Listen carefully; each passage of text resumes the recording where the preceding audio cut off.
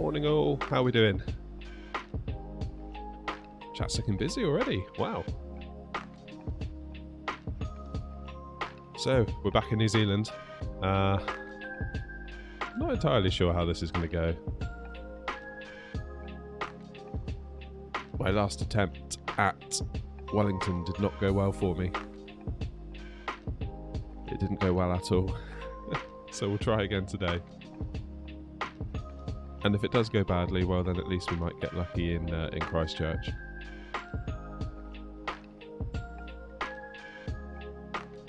Morning Nick, Wesson, William, Tim, how you all doing?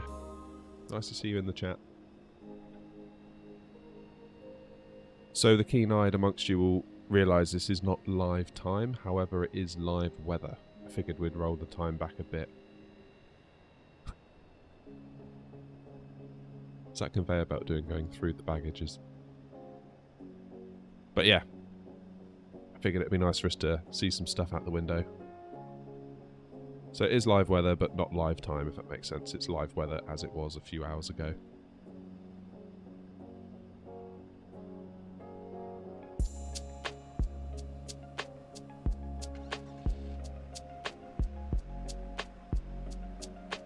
It's a shame live weather's broken in New Zealand. You might be without clouds. Yeah, it does seem that way, doesn't it, William? Yeah. Yeah, it's funny, we, when was it? It was a few months ago now. We were doing live weather in Australia and there was like 110 knot crosswind when we were in cruise. It's like, that doesn't seem right. And we all looked up the weather and it was like, yeah, that's just totally wrong.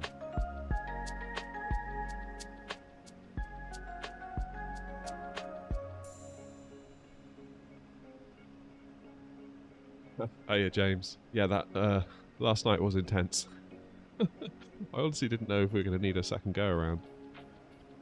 I mean, maybe we should have done. Maybe we should have done.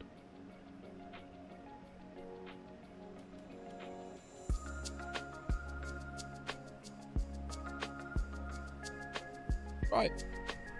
Let's jump in and have a quick look, shall we?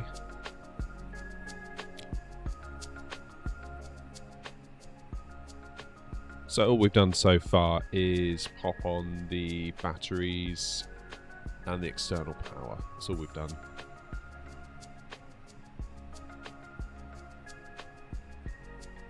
So let's have a look at the route. So pulled this in from Simbrief. So Auckland, wind 310 knots, 310 degrees and 2 knots. So that's fine. Wellington looks a bit more interesting. However, looking at the wind direction, 330, we're going to be landing on runway 34, so not a huge difference in terms of direction, but it is quite strong. So we should have a tailwind by the look of it, presuming it doesn't change on the way. So we'll need to watch that flare on short final.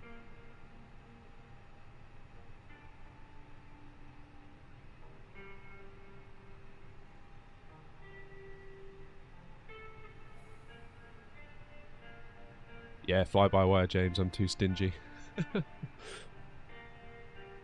It's hard to justify the Phoenix when this exists and it's so good. I mean, I guess you could like sweat the details and be like, wow, the Phoenix is the CEO and this is the Neo. It's like, yeah, but come on, really. I don't know. I'll cave one day and buy it, but until then, I'm going to hold strong. And we're looking for fuel. What do we need today? Probably not much to get us down to Wellington. Yeah, 5,100 kilograms. Yeah, so nothing in the centre, just a bit in the wings. It's all good.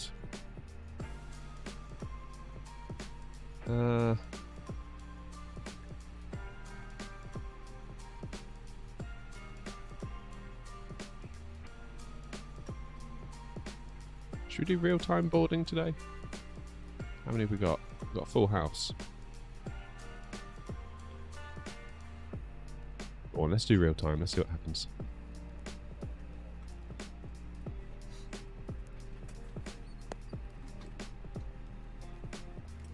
one person boarded. 2. It's going to take a minute. Right, let's...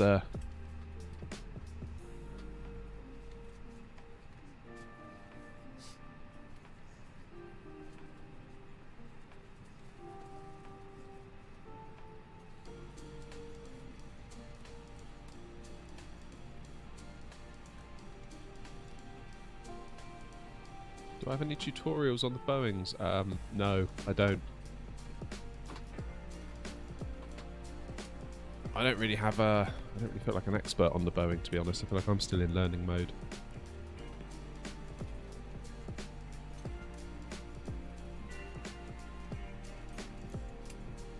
Right. So, batteries are on, external power's on. So let's get the APU on, shall we? Nav and logo light, APU master.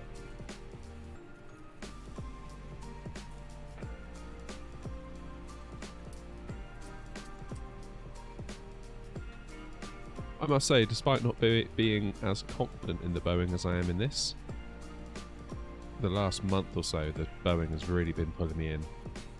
I think buying the yoke has helped as well. That definitely has helped.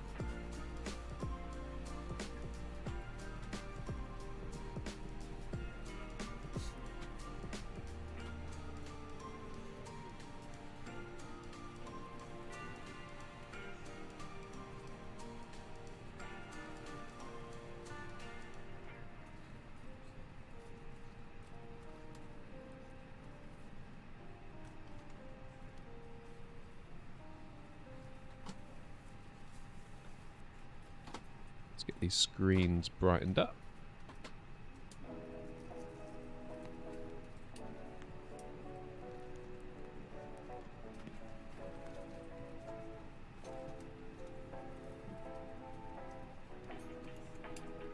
Ah, there we go.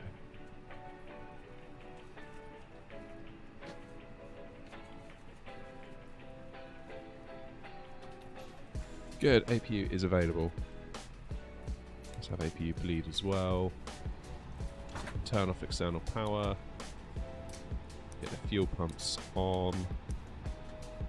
Arm the emergency lights. No smoking lights. Navs 1, 2, 3.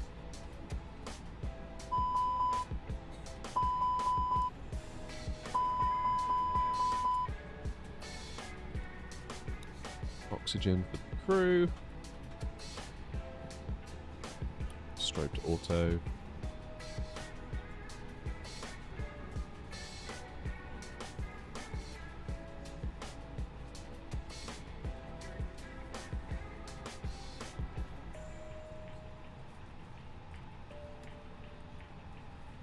What stick do I use? I use the Thrustmaster Airbus one.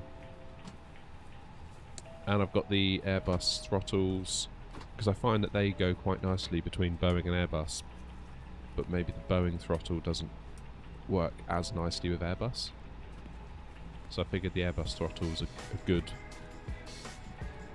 throttle to have that can go both ways between Airbus and Boeing. I still keep the detents in when I'm flying Boeing, but you just sort of push through them. Gonna hopefully get the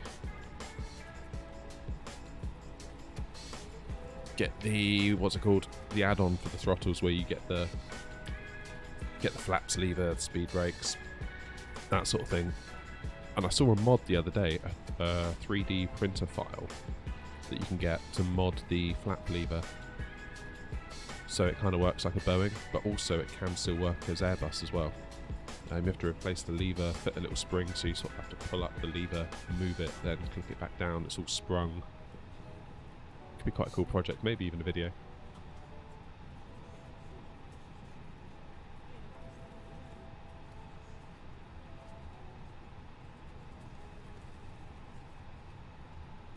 So that could be a little project.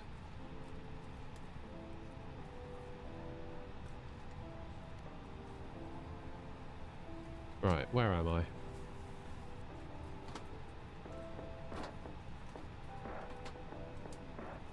think we're done up here for now. Let's see. far the boarding's going. 61 out of... Oh, it's take ages, isn't it? What if I switch to fast? Yeah, that's better. Alright, what's local pressure here? 1015. Switch that over. 1015. Let's brighten that up. So ATSU, AOC, init/pres, init data request. 51 minutes en route today. It's not bad.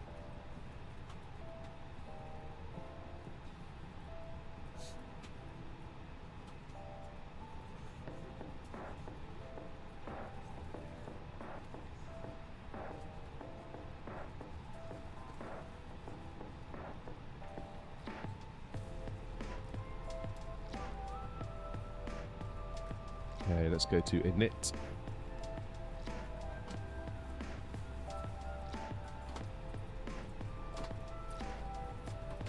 Flex temp -50. How's that boarding going? Nearly done.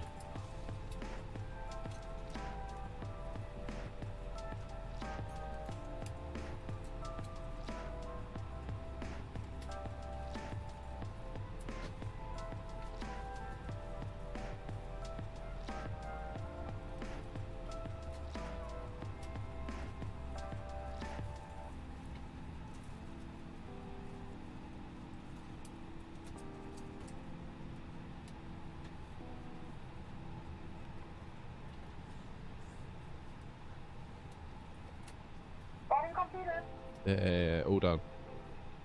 Okay, what's our zero fuel weight?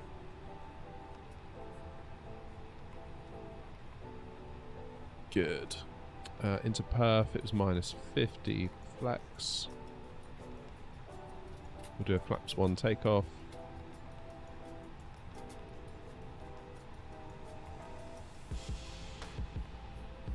Means we've got 131 V1. So it's 132. Yeah. Ladies and gentlemen, from the flight deck, on behalf of myself, Captain, the first officer and cabin crew, I'd like to take this time to welcome you aboard our flight. We're just on our way. Flight attendants will be coming to the cabin shortly with a very important safety briefing. We do ask that you give them your full, undivided attention as they review the safety operations of this Airbus aircraft. We do appreciate your business having you aboard this flight. If there's anything we do to make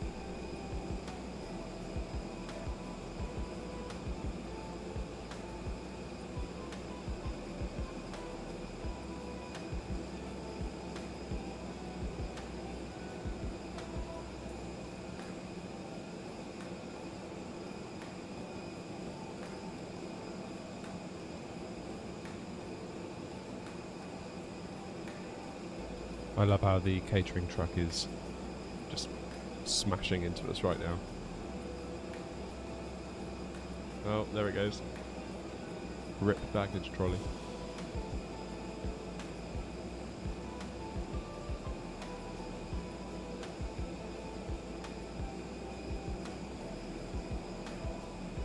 How are we doing the other side? Is the door shut? Yes, it is.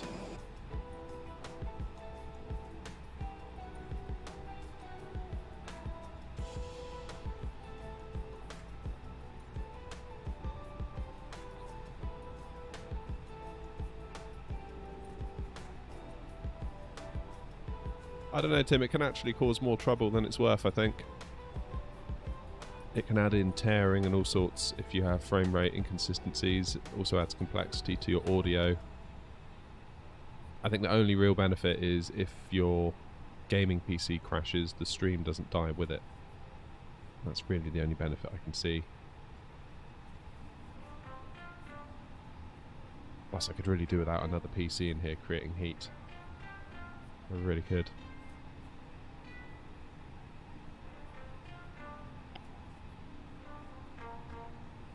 Right, let's have a look at our flight plan. We're going to depart using runway 23.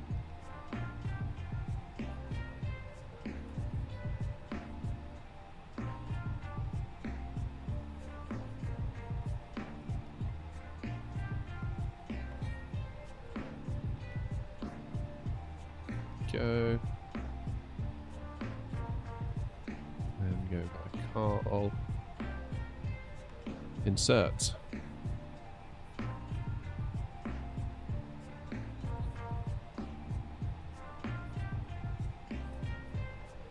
You're going to Jordan, nice.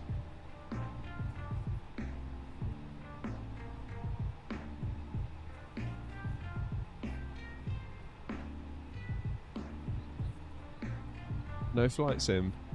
Oh, never mind, you just have to watch all my streams.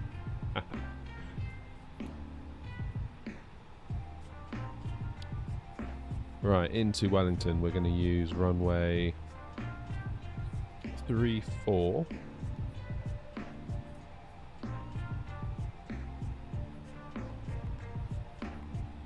Using the TPAP 2C.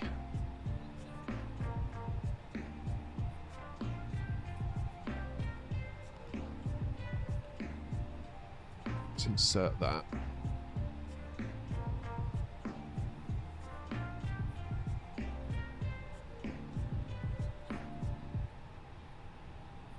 Okay, let's step through the route.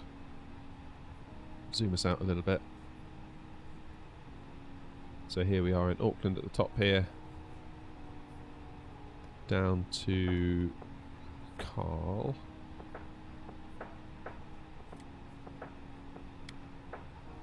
Yeah, so if we clear the discontinuity, we can go straight to Silvo.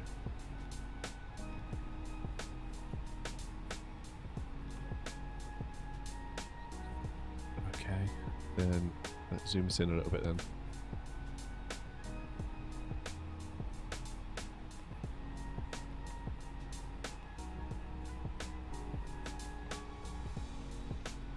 Alright, I'm going to leave it like that. When we get to Ripper, we'll do manual control, because I want to come out a little bit further this way.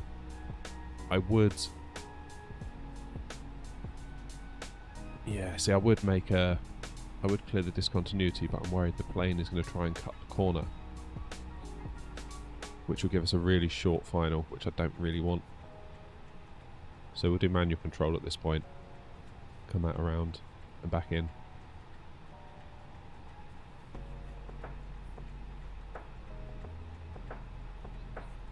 That'll do. That works.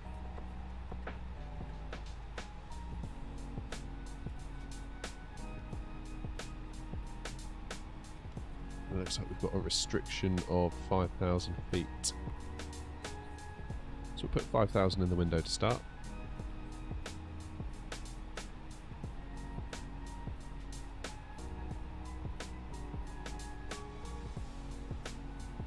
Now we're looking up top. Everything's looking quite good up here, I would say. Almost ready for a pushback.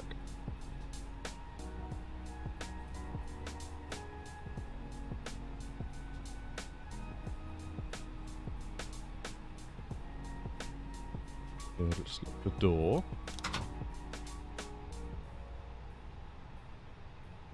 Auto, standby.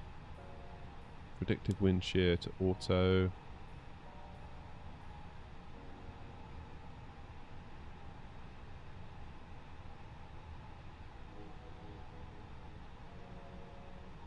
Good. Right, let's try and do a pushback using the tool. If it will let us.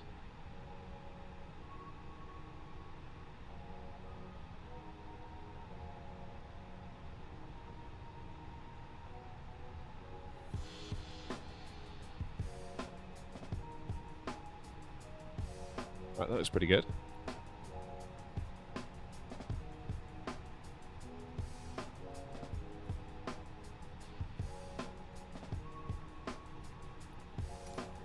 Right, let's request pushback.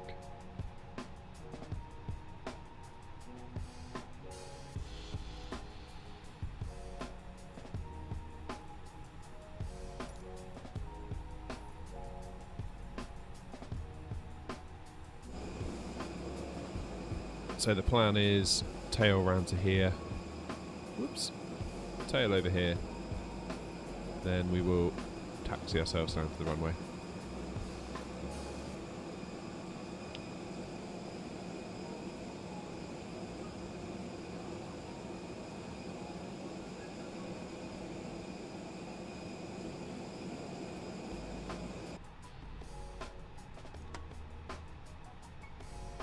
Parking brake off.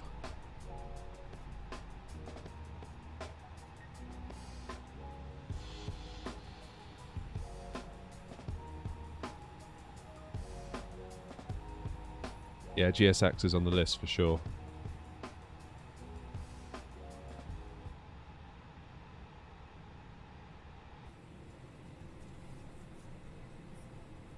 Sorry, Ground Marshal.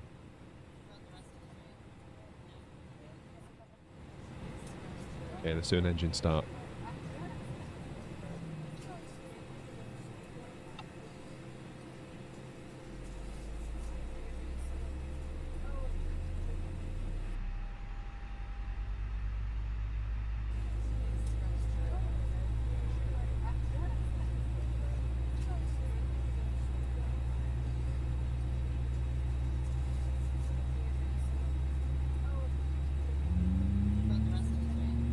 Morning, Ashley. How you doing?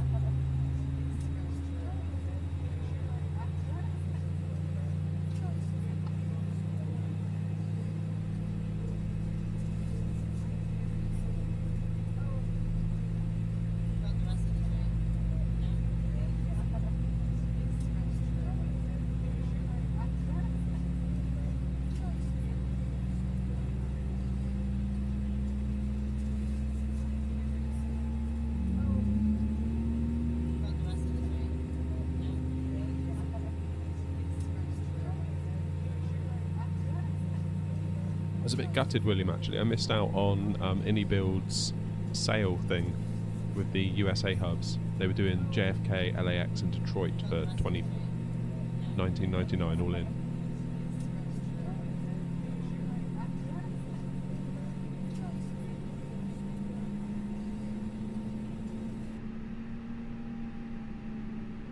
Good.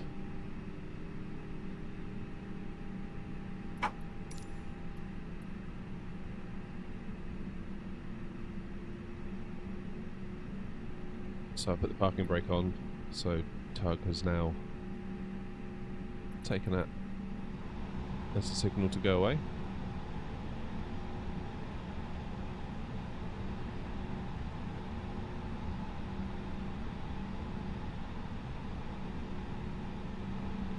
Oh, I should have done my beacon light, shouldn't I? My bad.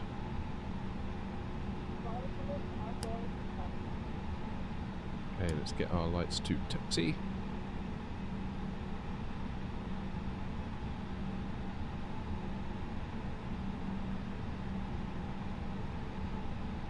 Well, that's the other thing I thought of, William, actually. I was a bit gutted after I realised the deal had ended. What I did, I saw the deal, I streamed last night, and I thought after the stream I'll go and grab them. And they'd taken the page down because the offer had expired. And then I did kind of think, actually, I don't really fly in the US that much, so maybe I shouldn't be that concerned.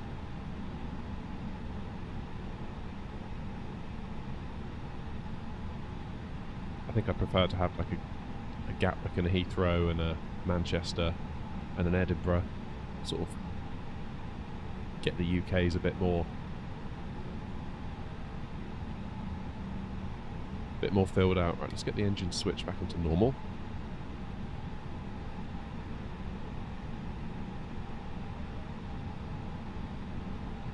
APU bleed off.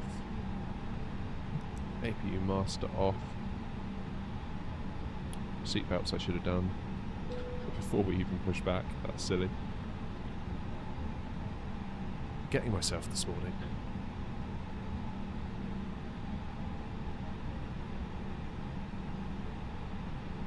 Let's do auto brake max.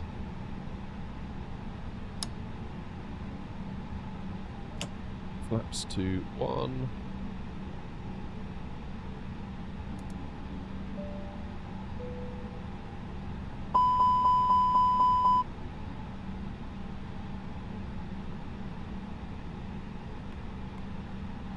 What was that all about?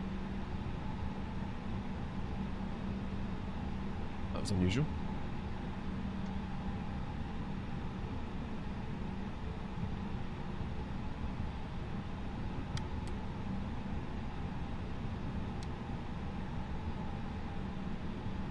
Yeah, I think we're good.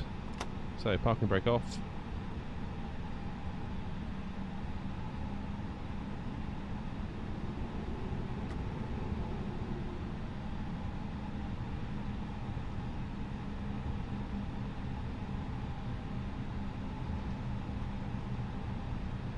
And let's see if we can hold it together for Wellington.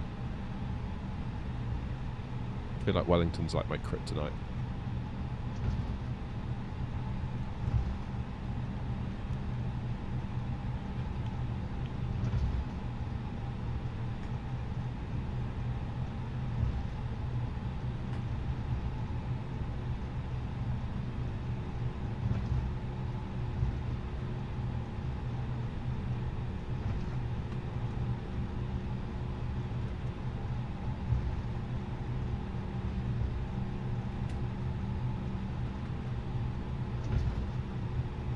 Got a checkered past with Wellington.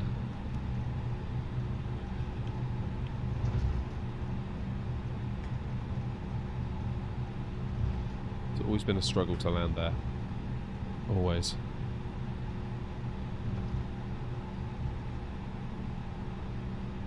Similar to San Francisco in that it's water, water, water, water runway. And I find it a little bit mesmerising and I get a bit lost. There's only one thing for it though, and that's practice.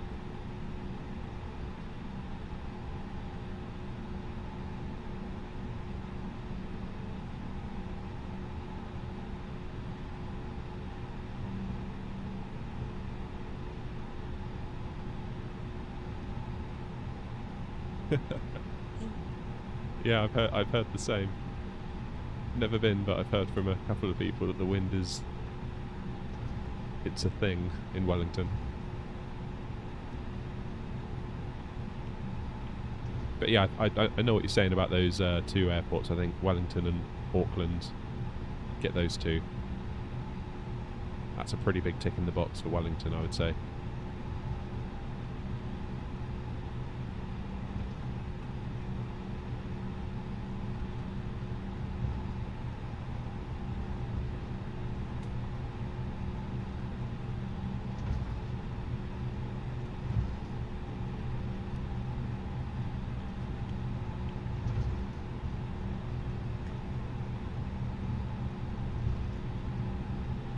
Let's head on down here, try and get as much runway as possible.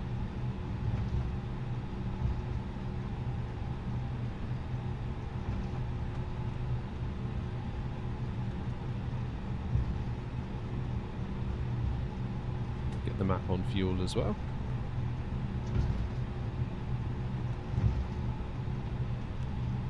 I think this will do nicely.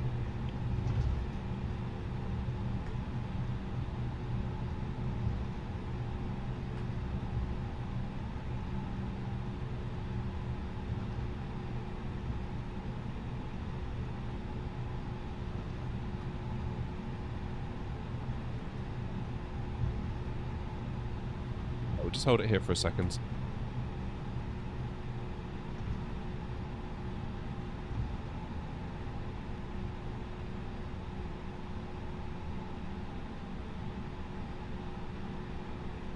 Get these lights on. Takeoff config remains normal. That's always good.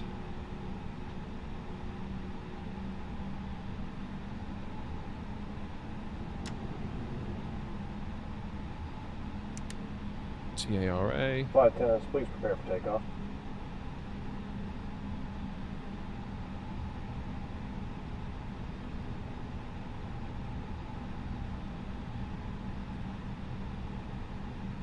Let's get out of here.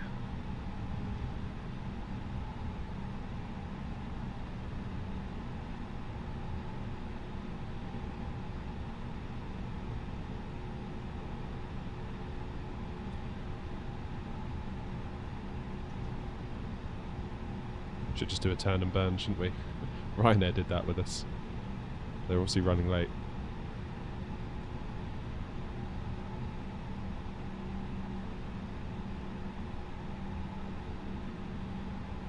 Here we go. Right. Set thrust to 40%.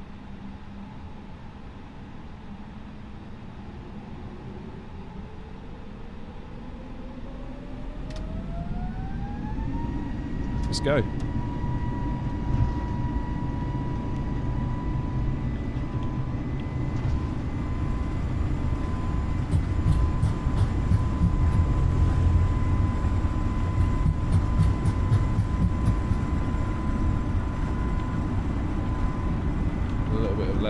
rudder required. Let's go, rotate.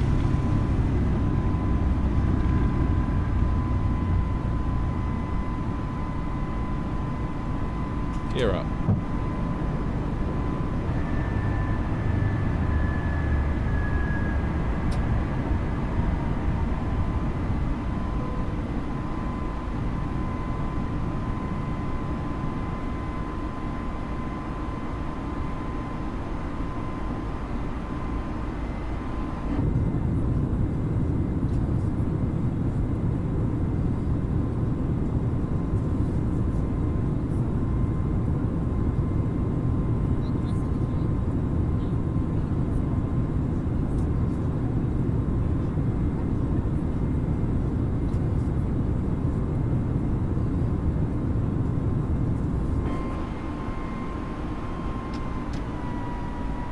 Levers into climb, disarm the speed brakes, flaps back.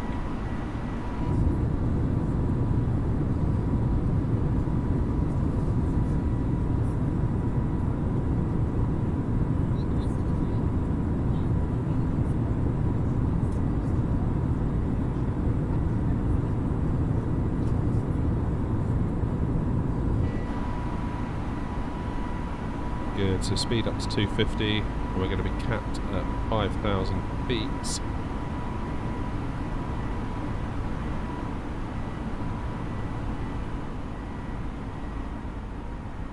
There we go. Let's get it turned down a little bit.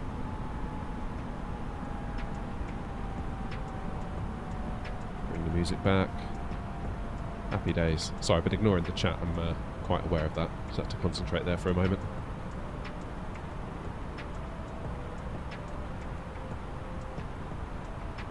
So, we're capped at 5,000 for the next 5 miles. Then we can head on up to 340. Much like last night, Edinburgh to Heathrow.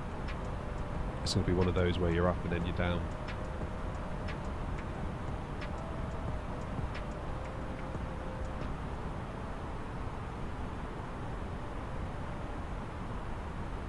Do I do group flights? No. I'm not entirely sure what the best way to go about that would be.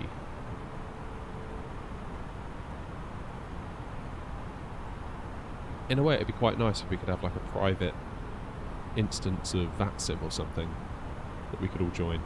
I don't know if such a thing exists.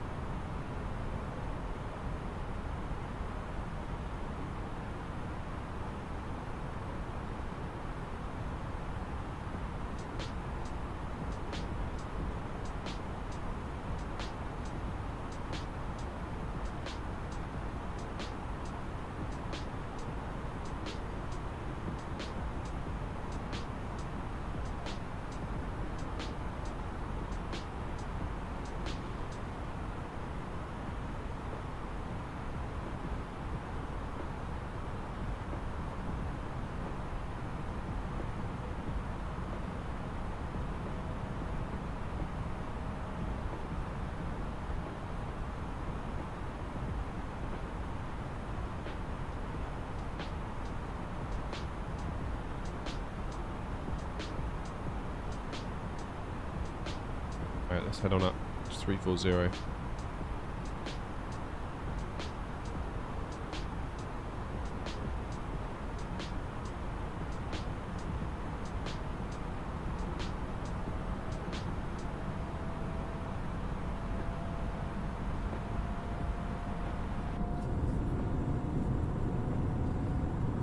I do, so long as they're under kind of 2 hours. Anything much beyond 2 hours, I wouldn't have time to do the flight. Live, at least.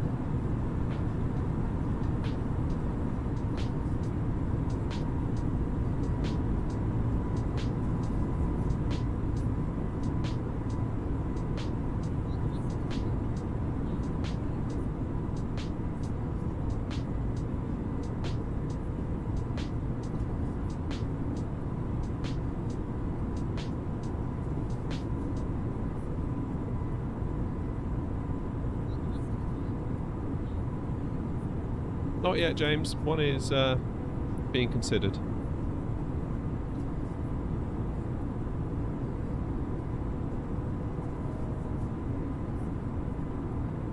Hey, Bevy's in. How you doing, Bevy?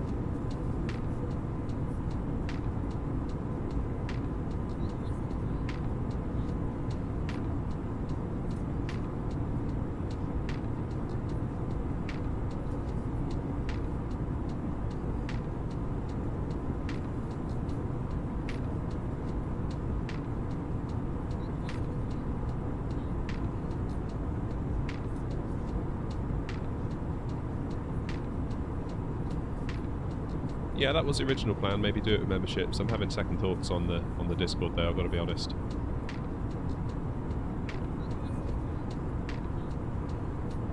Maybe I won't make it explicitly a membership only thing.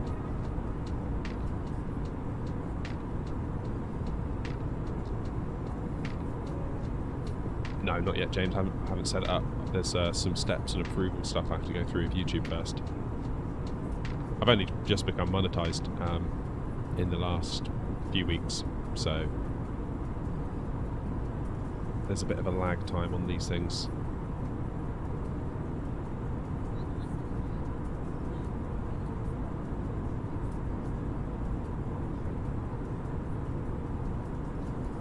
That's all good, Tim. I'm capable of doing it myself, thanks. It's just deciding what to do rather than how to do it. That makes sense.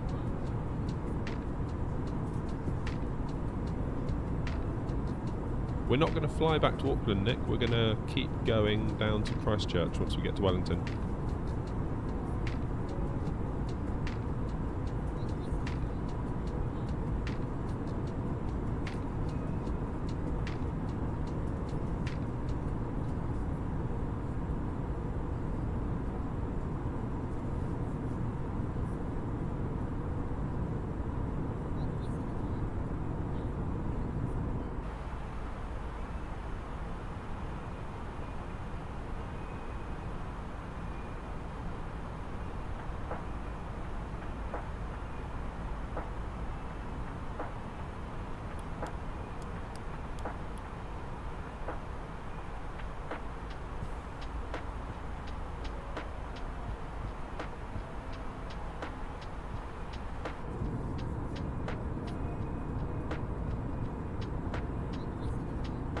New Zealand is really pretty, isn't it? Look at that.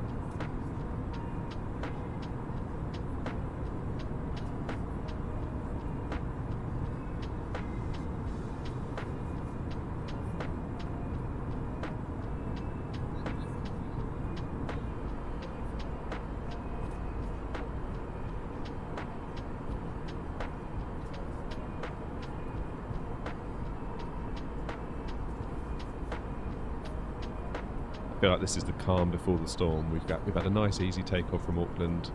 We've got some really nice views, and then we're going to get to Wellington, and it's going to be like, oh no.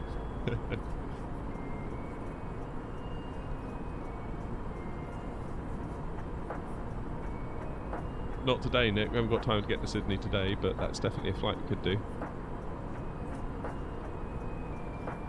How about when the new 747 comes out with the new avionics update? We do Auckland to Sydney in it?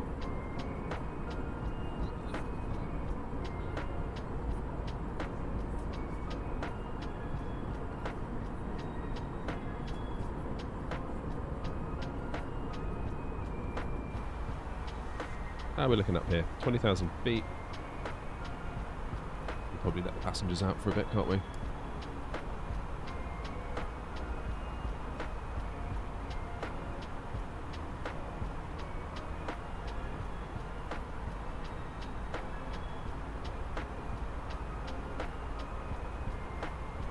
What's happening on the way down by Peg Poo? Grow up. 11,000 feet. Oh man.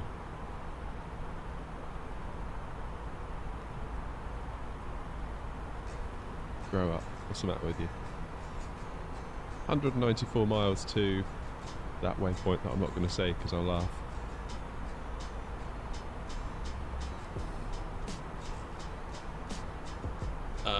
So we're going to be at 34,000 feet.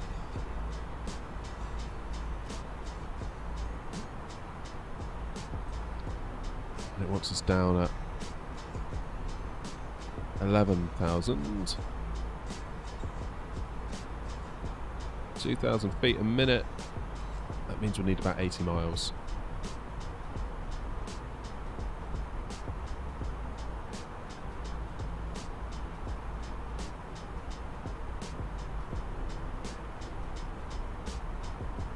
Wesson will be round with the trolley soon.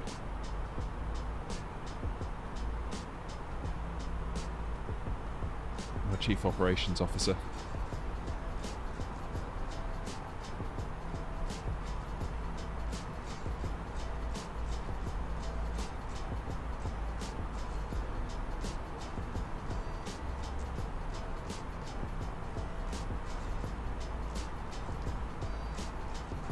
It's all good, Tim. I appreciate the offer.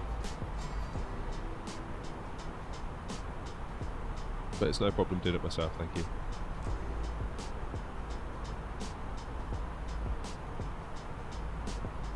Well done, Wesson. Make sure to overcharge. And then make it seem like an accident if someone calls you up on it. Oh, really sorry. That's how we make our money.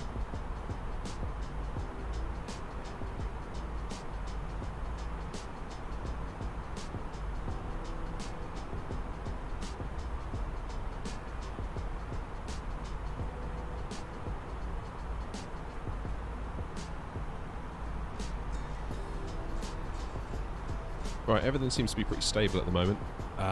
We've got that mountain coming up, haven't we? What's that mountain called? One over there. I always forget what it's called. Every time we go past it, I have this exact conversation like, oh, it's that mountain, and I can't remember what it's called. And here we are again, not knowing what it's called.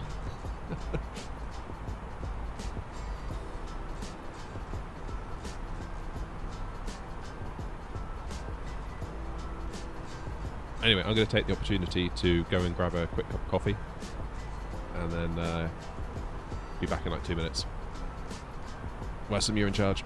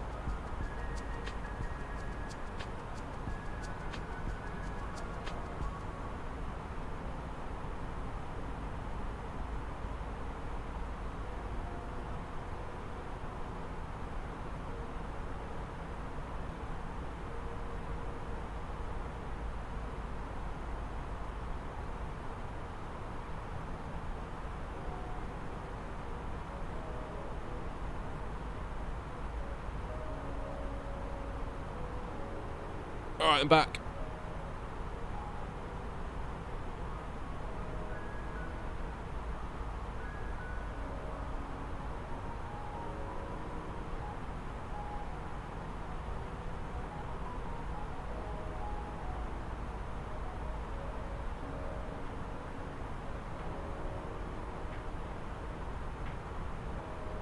Mount Taranaki. Of course it was. Of course it was.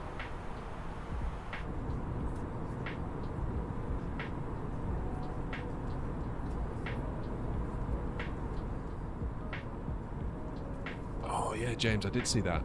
I'll be honest, I was surprised that that is even possible during flight.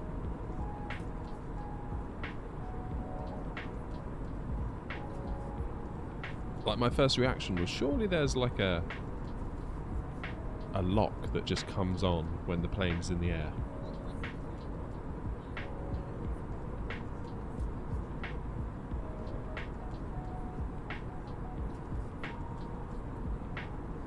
But obviously not.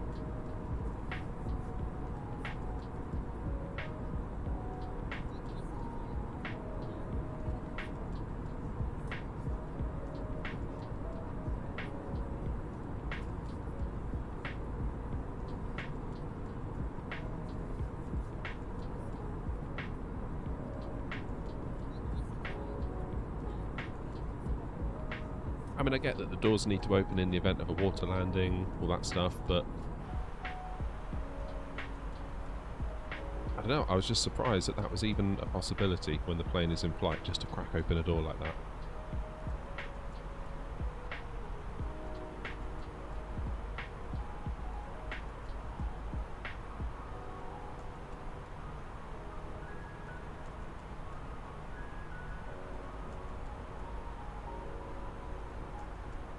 Oh yeah, I get the whole pressure thing. It's just like, obviously the door did open.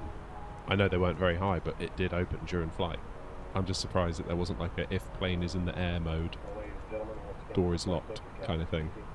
You know, like there's a switch here for the cockpit door lock. Almost like an automatic one of those. Like once the landing gear is up, those doors aren't opening. Also, one more reminder to please refrain from congregating with the front galley where the flight deck door is located. Yeah, I was just a bit surprised. Okay, we're at 132 to Pegpoo. We need 80 miles. 89 miles. I know what I'm doing, honestly.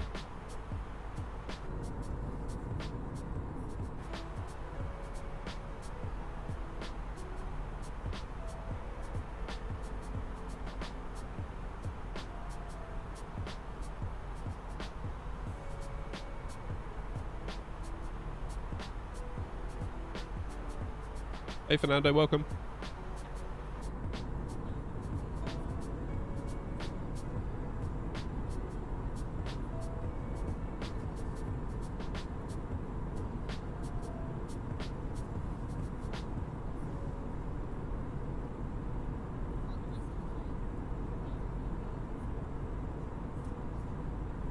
I don't know, just that whole situation strikes me as something that engineering could solve.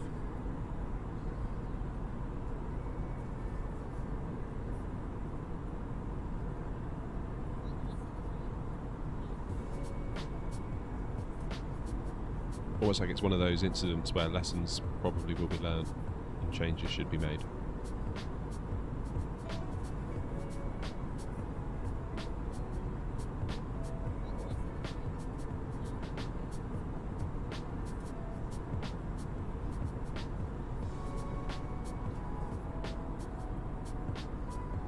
Let's see if we can get a nice view of this mountain, shall we?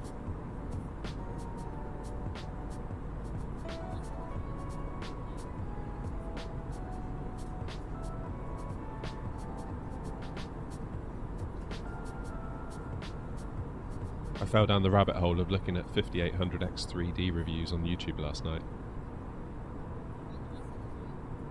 Now that I've been refunded for my 4070, I'm like, oh, what do I do now?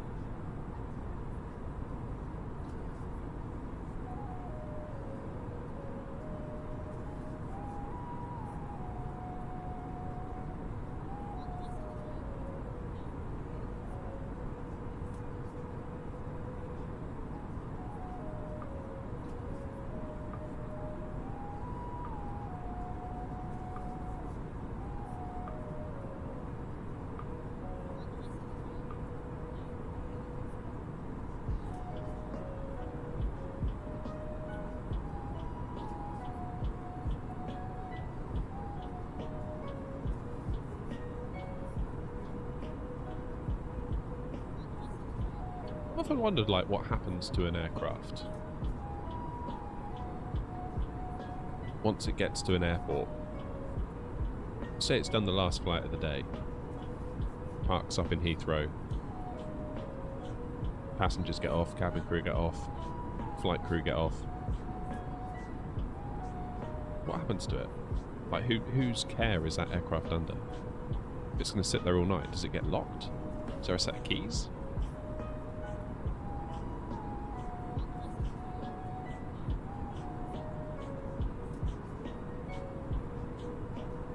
I mean, they're incredibly expensive assets just to have sat there on trust that the airport will look after them, I guess.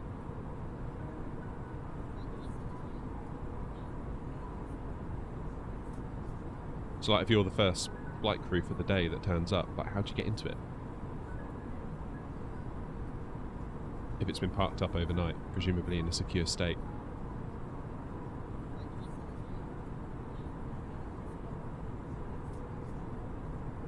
Or do they simply just rely on the fact that airports are considered secure environments, especially airside, therefore it's safe to just leave it? I don't know, strange.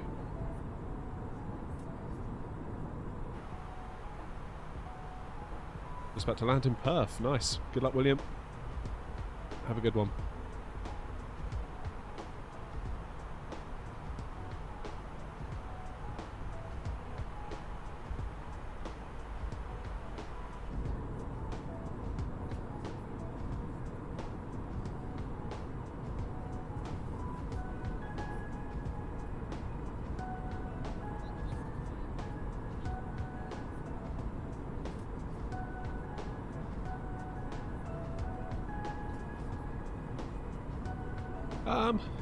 I don't know, James. It's a funny one. I think, obviously, if you're in the situation where you have no choice but to try, then of course you would try, right? Could you do it successfully? Maybe?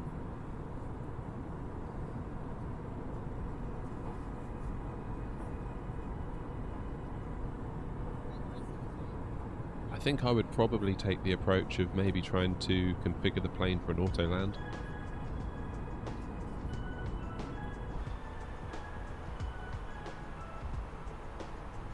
As much as it would be tempted to say you did it all yourself.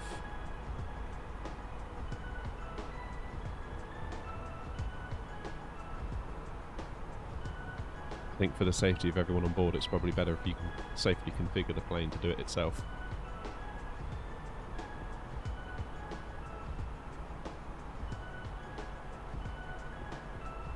Oh yeah, Wessam, you bought the 900, didn't you, a while back? Is it vastly different to the 800?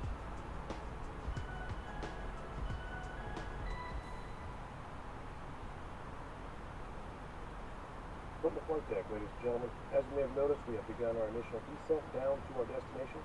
Now would be a good time to wrap up any business you need to take care of as we top of descent. Let's go. If you are up, once you return to your seat, we ask that you remain seated till the aircraft arrives safely at the gate. Oh, Wellington 350 and 13 now.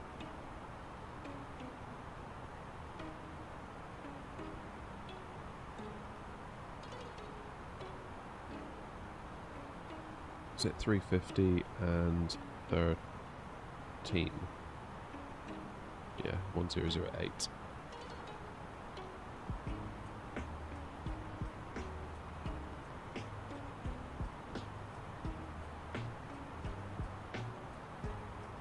Uh, 14 on the ground. Oops. Just put 200 in radio for now. That'll be fine. Good. So we're going 11,000, 9,000, 7,000, 5,000. Then we'll do our little U-turn that we spoke about. We'll do that manually. Down to 2, onto final approach, and hopefully not grind our rear landing gear into the ground.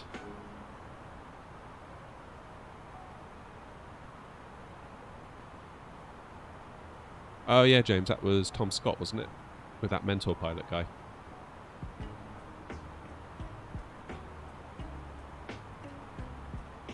I went to a 737 flight sim experience day.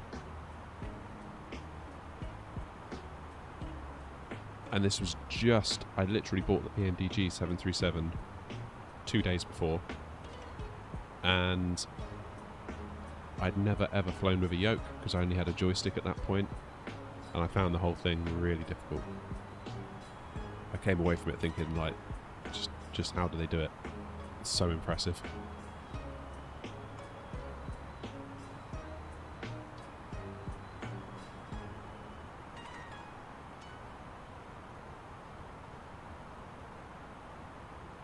But now I've had some time, I've since bought the Boeing Thrustmaster yoke.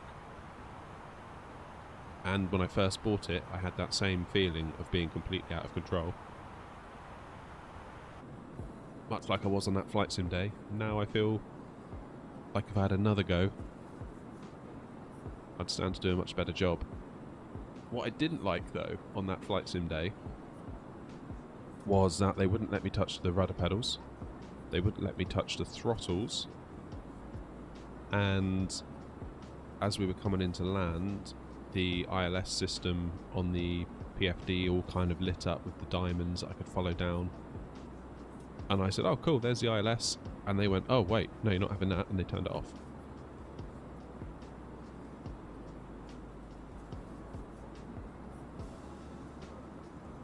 So it was actually quite difficult, and I think they tried to do it to not overwhelm me, but actually if you've got someone else on the throttle while you're trying to manage the approach, you almost need to manage the throttle yourself, knowing where the throttle is, rather than having someone else mess with it. I found that quite difficult.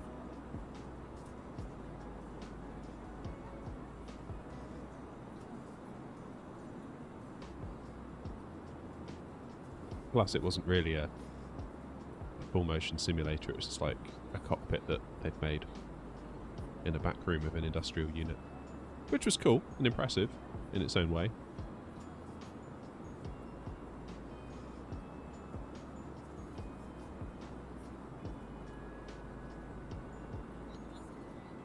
But yeah, I'd love to go in one of those ones that are like on the legs, the hydraulic legs, and, you know, yeah, that'd be something else.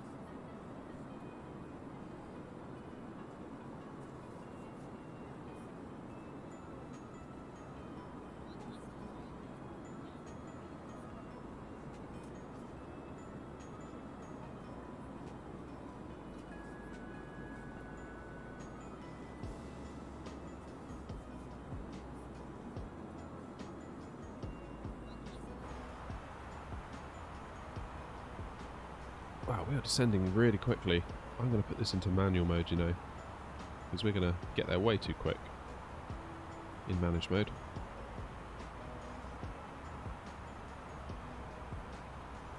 How far have we got to go? 48 miles to drop 9,000 feet. Yeah. Not going to need all that.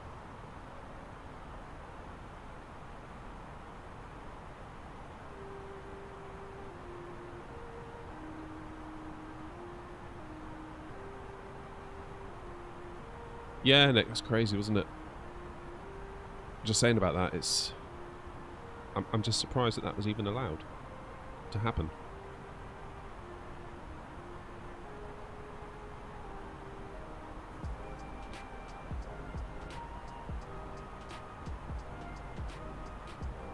Really weird.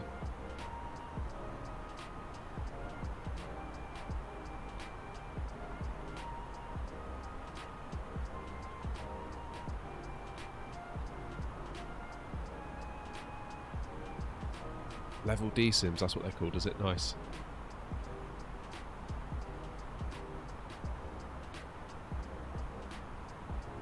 Morning, Charles.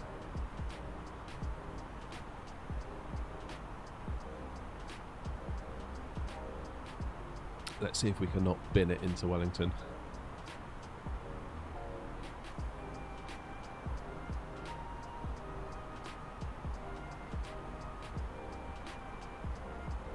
See the message about the person who crashed their planes with views. I didn't see the message, but I did see the story. Yeah. I don't know what the actual outcome of that was.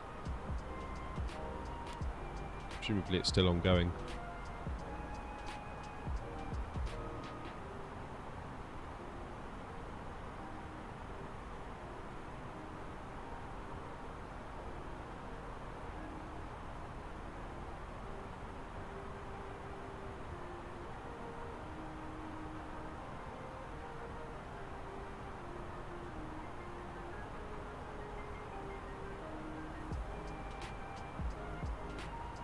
Can anyone else not get on Sharkfox?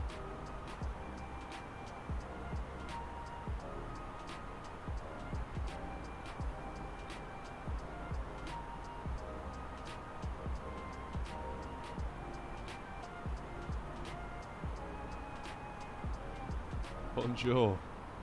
Very well, thank you. Yourself?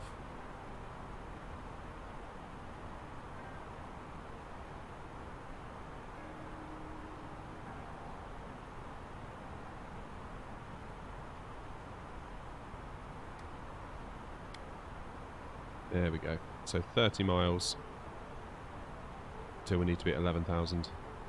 We should be fine at our current descent rate.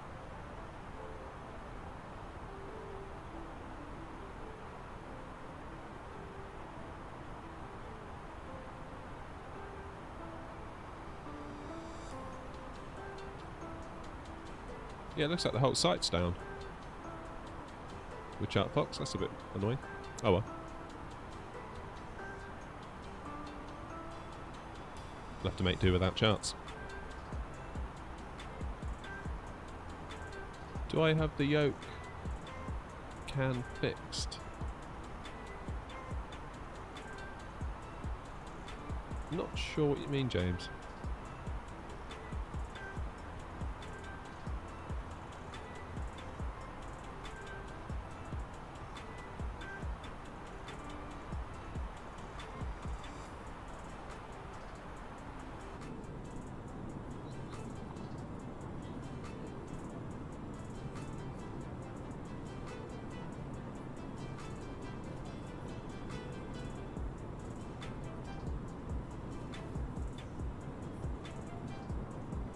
Oh, the yoke cam.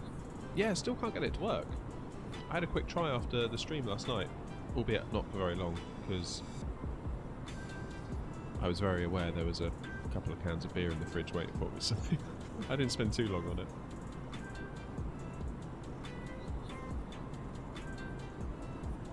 I mean, the HDMI capture device is one of those cheap and nasty, like 10 quid ones off of Amazon, so worst case I can just get another one.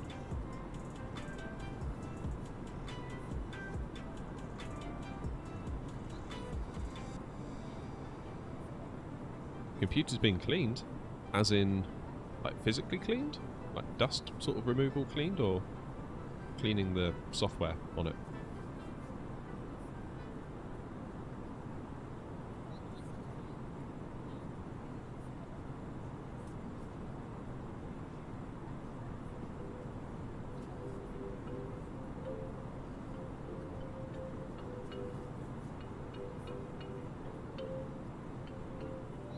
Yeah, I've got no doubt that the Phoenix is really good. It's just that's a lot of money.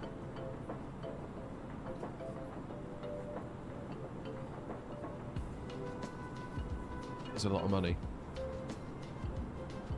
Here's my issue, is that the fly-by-wire exists. And it's really good. So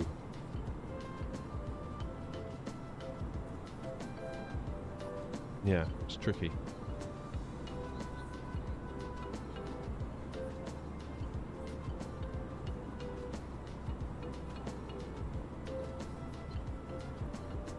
No, I get what you're saying, Wesson. I bought the 737, but there wasn't a fly-by-wire 737. Hence, I bought the 737. Do you see what I mean? If there was a fly-by-wire 737 that was pretty damn good, truth be told, I probably wouldn't have bought the PMDG. Cards on the table.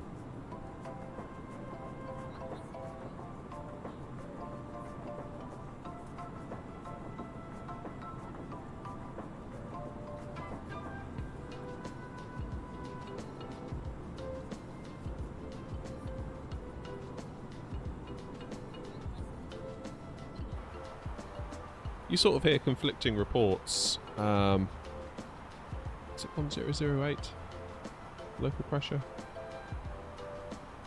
Yeah, it was. Some people love it.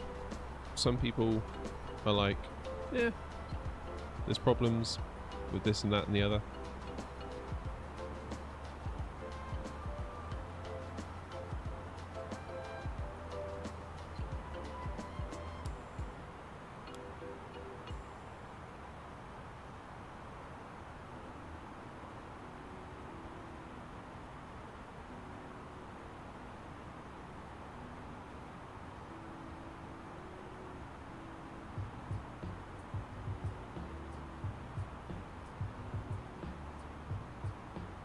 think once this gets VNAV,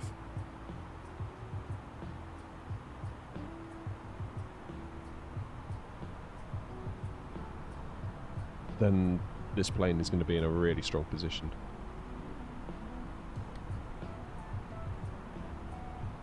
That would be my 2 cents for what it's worth. Alright, let's go down to 9,000.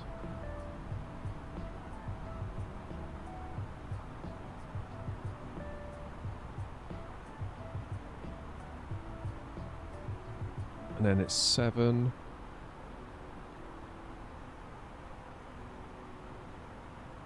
Above 7, so above 9, above 7. Then we go down as low as 3. At Ripper.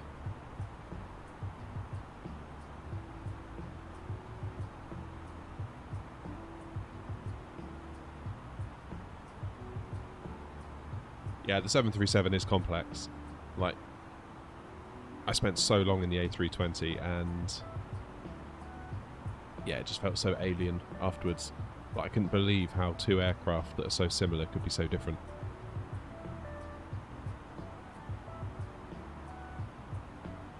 But I'm hoping that the kind of investment in Boeing knowledge will serve me well when the 777 comes out from PMDG and then the 74.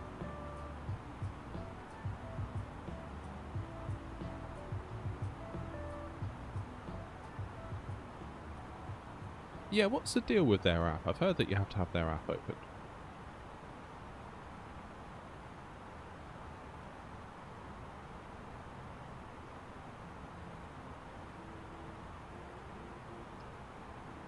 Alright, given that we're basically at Wellington, I'm going to get rid of the map overlay.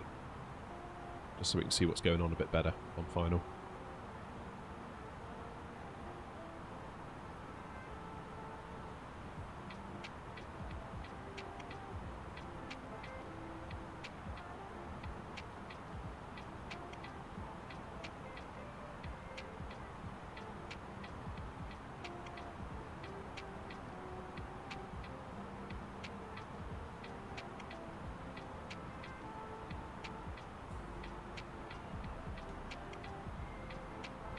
Let's get some speed brakes out.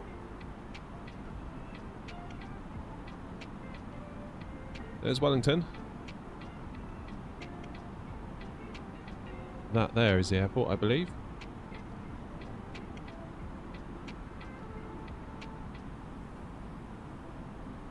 $400 just get the lights on. Yeah, can relate. I can relate.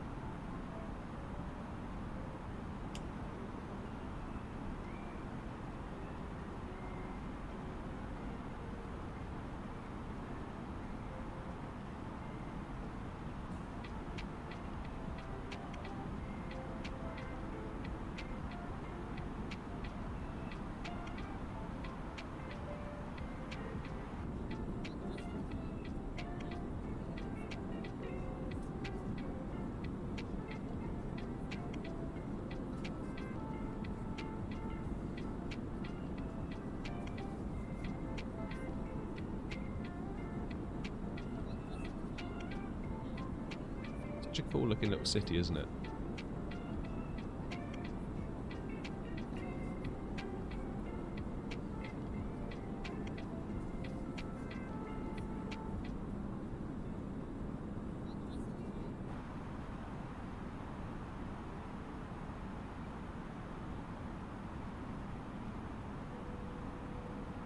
Alright, let's go heading select. There we go.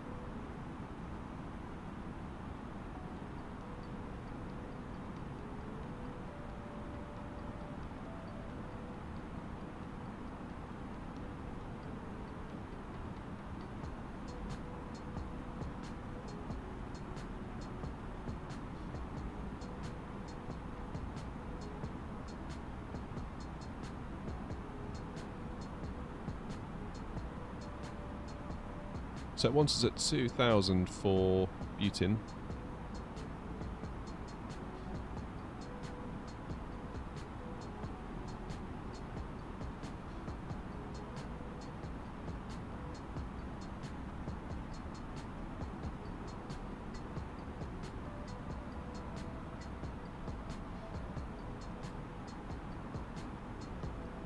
if we can get ourselves straightened up a bit. Because we have got a very nasty wind. Look at that, 38 knots. Can't be right.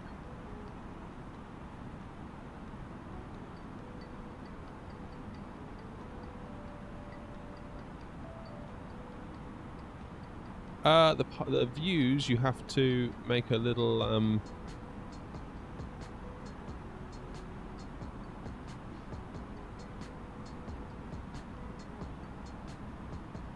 you can replace the camera config file. Maybe I'll make a video on how to do it, because I'm going to struggle to explain it here, I think. Alright, let's do a temporary direct.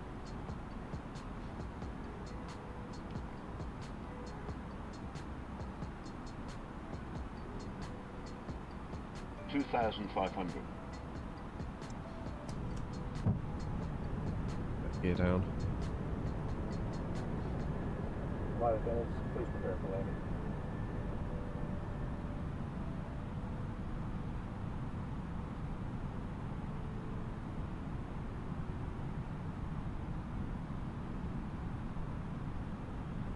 I like the fly-by-wire better than the Phoenix, but fly-by-wire still gives me weird micro-stutters at airports. Yeah, same. I don't know whether that's completely due to the fly-by-wire or not.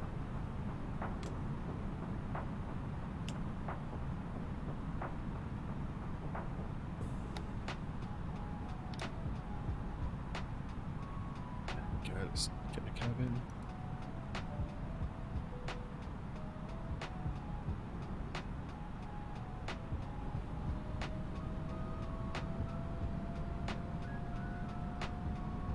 My goodness, what is this wind doing? That? Right, so we're going to intercept this track here.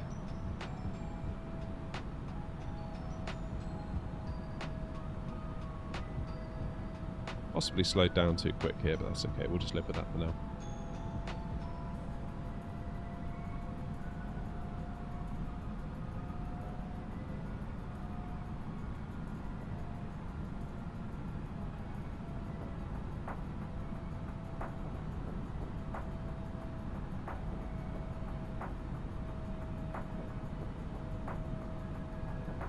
Yeah, if you find a view you like, I generally do Control, Alt, and then a number. Then it maps to that number. So then afterwards you can do just Alt and that number. So if I do Alt and 4, it goes to the wing.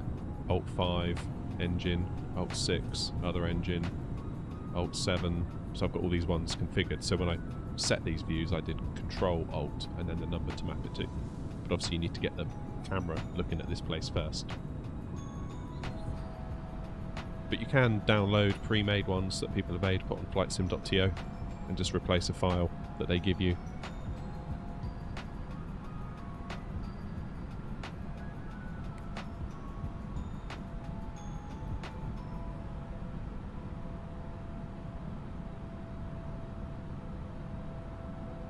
So for such a windy day, this is looking quite nice. Famous last words.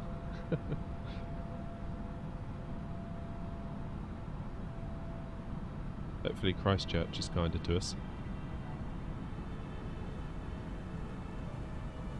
This will be the last stream of the week, I hasten to add.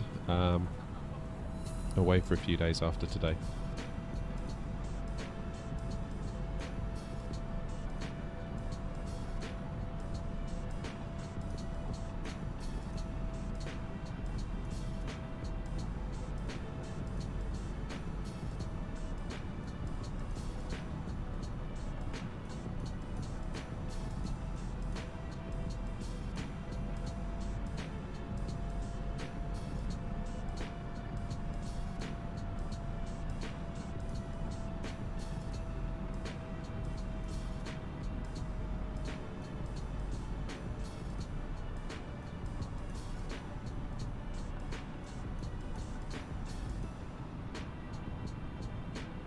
Right, we'll do auto brake 2. Gear is down, lights are on, flaps are full, speed brake armed.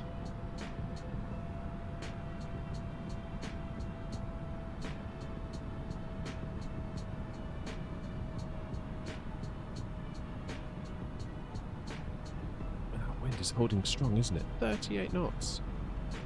Hopefully it dies down.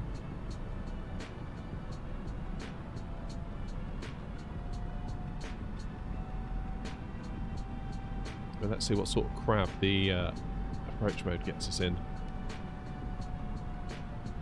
Just out of interest. It's going to be quite an extreme crab, isn't it?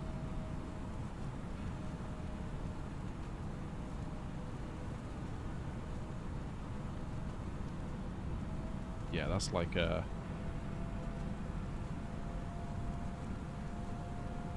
That is a massive crab.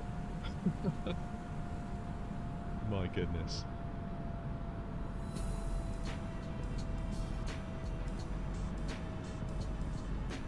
It's like 11 or 12 degrees worth of crab.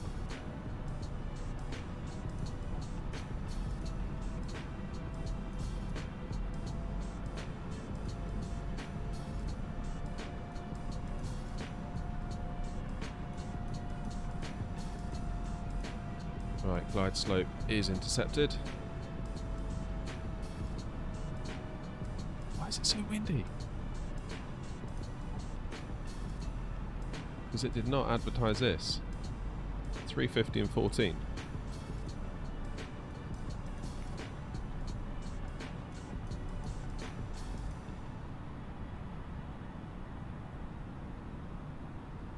What's this saying? 350 and 14. So then why is this saying 321.37? Oh well.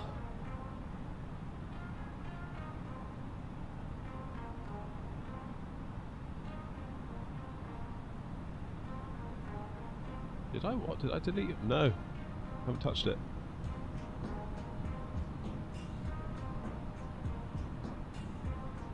Too busy flying.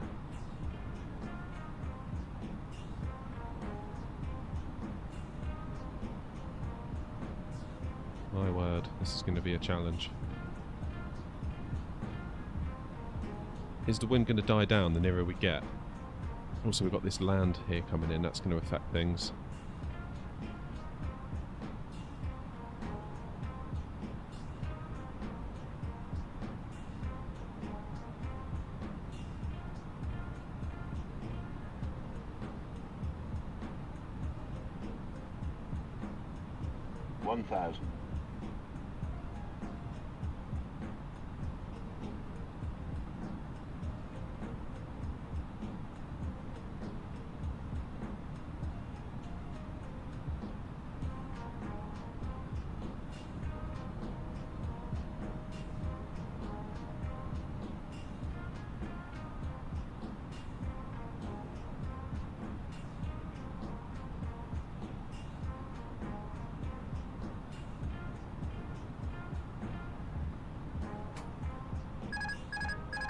Right, let's see if I can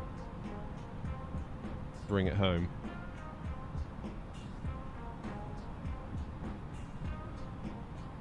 $500.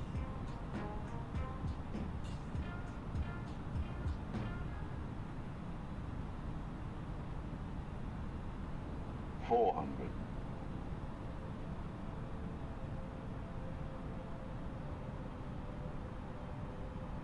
On the low side.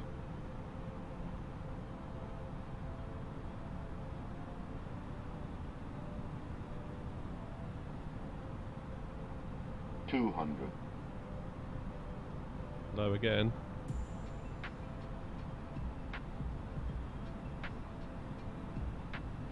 $100. 50. 40. 30. 20. 10. 5. There you go. Lepenak. Yeah, that's a lot of wind. Like, full right rudder is barely keeping us on the centre line. Wow. That is really windy.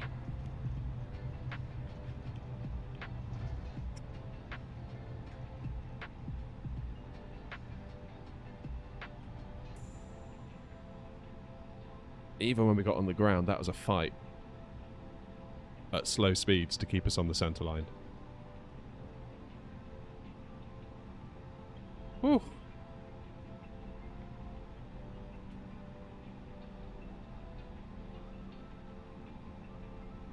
That was intense.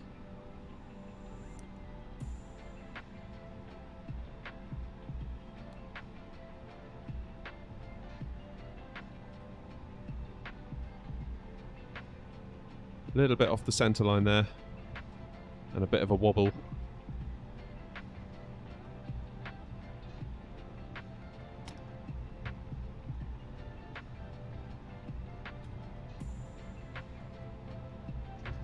I forget who said it. Someone said the weather was ground weather. What do you mean by that exactly?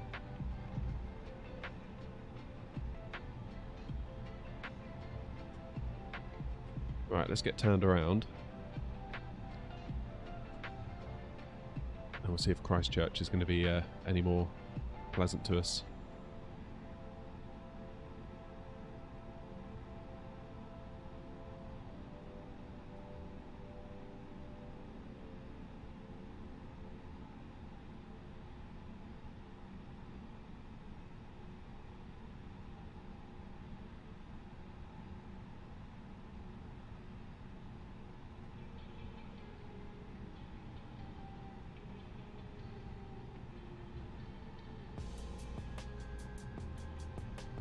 Cheers, Tim. See you later, mate.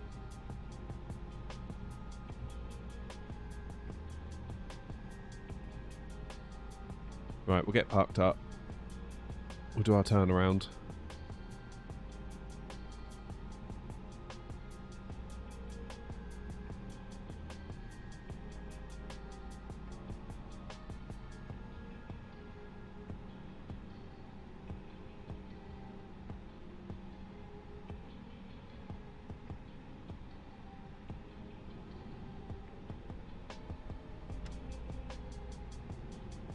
That was very, very windy, wasn't it? Wow, that was windy. There we go. Right. APU is on. Seatbelt signs off.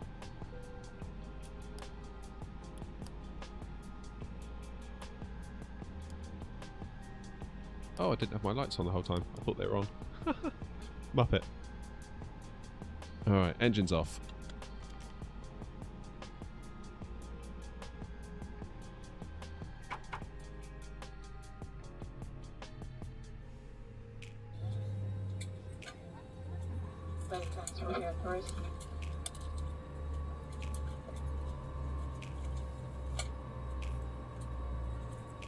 Reactors are disarmed. The doors verified. Cheers, classical sheet music. Nice to see you. So Airfield ATIS gives you the weather report from the airfield's threshold, not airborne weather. Sim brief profile will give you elevation winds. So that weather that we were, or the wind direction that we were seeing, was on from the threshold of the runway then? Is that what you're saying? Wow. That is a very strange jetway.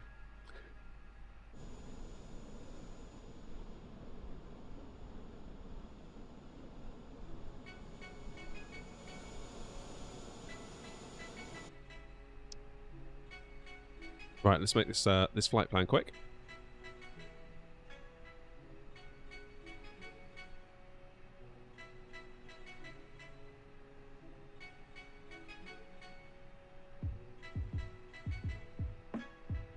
So is there any way to see what the plane is experiencing at that moment in flight?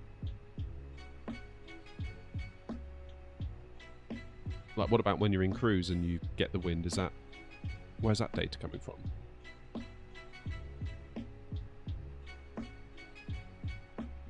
Down to Christchurch now, James. Down to the second island. Probably not quite as far as this flight. Going down to the South Island.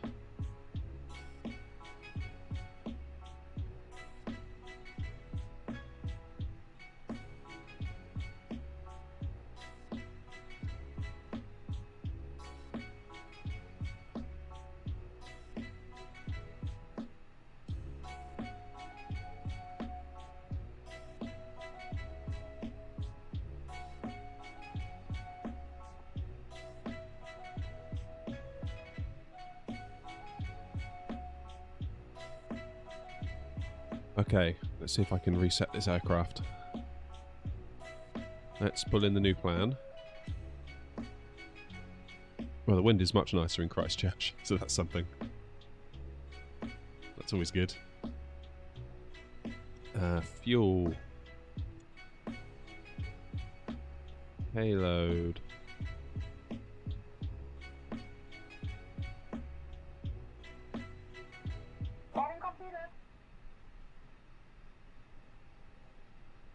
So can we deboard the passengers? And then...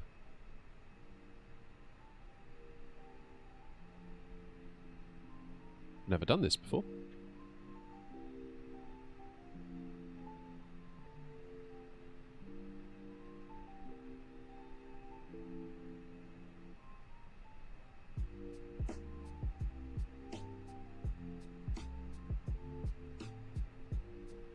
Oh, I see what you mean, Tim. Yeah, okay, thanks.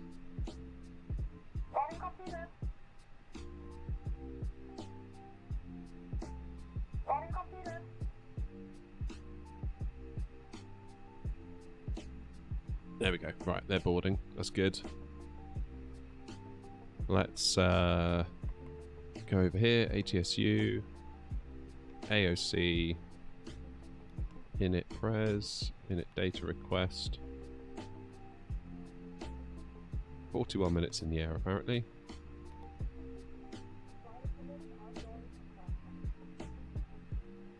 Cool.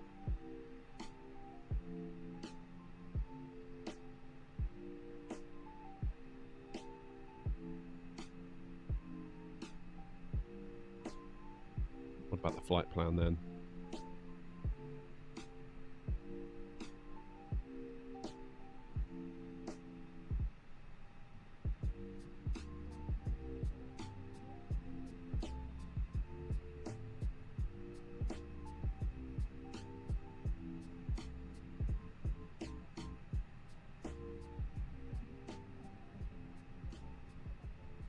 Hey, Jalise, nice to see you.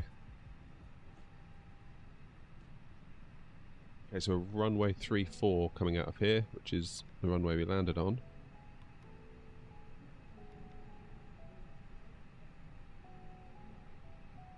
Gonna use the... where is it? Oh no. Plane doesn't have the SID. That's unfortunate.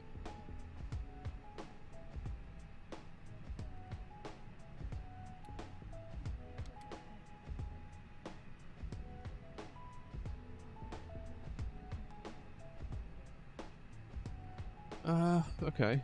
We'll just do no SID then.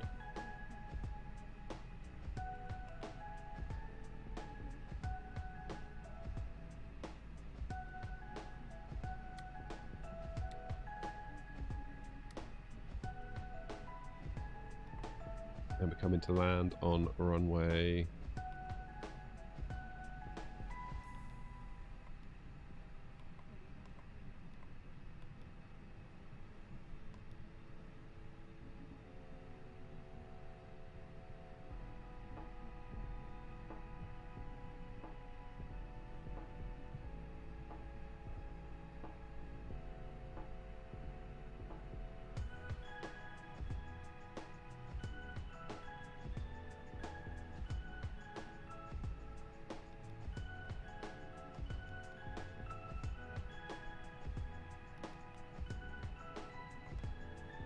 They could only do an RNAV on runway 29. So what they're doing? 340.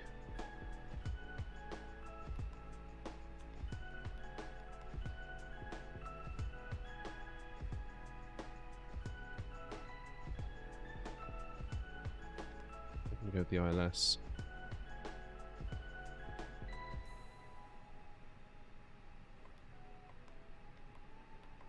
Go MSI 1E.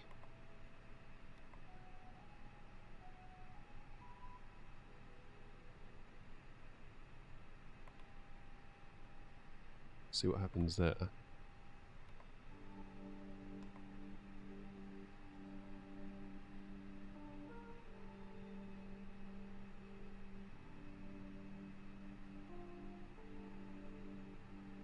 We're for 20.02. Yeah. So we've gone for 02. I don't know why Simbrief wanted this on 2.9.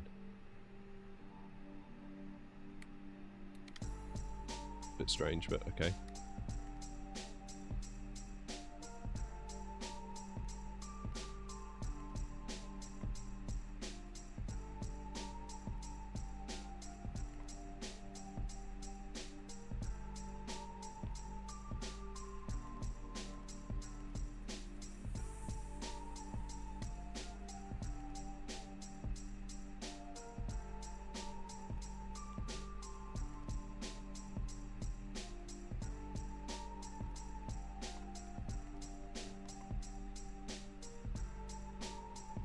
Good. That's better. So we're going to head out straight over the city.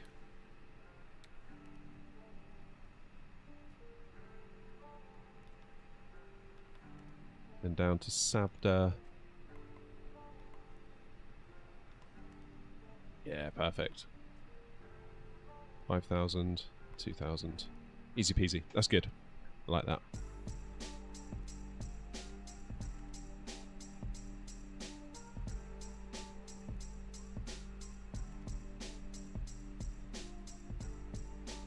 Good, good, good.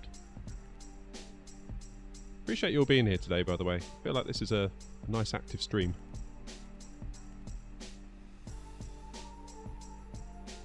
I kind of find I live in fear of a quiet stream sometimes. It's like a dead chat. Me talking to myself. It's not a good look. But it happens. Okay, local pressure is 1009. Now what's the plan on the way out? Flight level 280.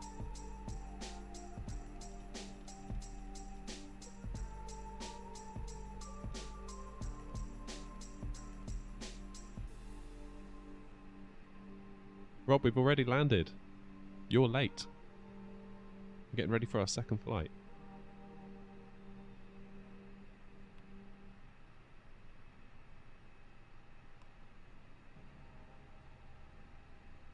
Part of me wants to do like a long haul to JFK or like from Heathrow or something, but that's a long time, which I don't mind necessarily. It's more that like if chat goes dead after an hour, that's a long time. That's a long time to be sat there talking to yourself. Then it turns into a vicious cycle because, of course, then if you go quiet yourself and just leave the plane looking out the window, anyone who does arrive is going to be like, well, this is a bit quiet, and then leave anyway. So, yeah, tricky one.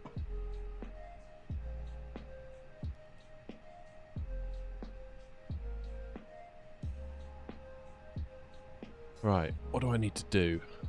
I don't think I need to do much, really. Get seatbelt lights on. Strobes onto auto, beacon on because we're going to go in a moment. Nav logo is on. These are off, that's fine. No smoking is on.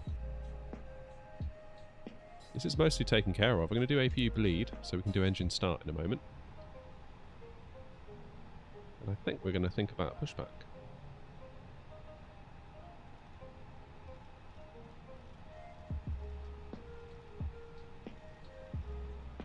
Set the speed to 210, although that's probably going to change, isn't it, by the time we get there.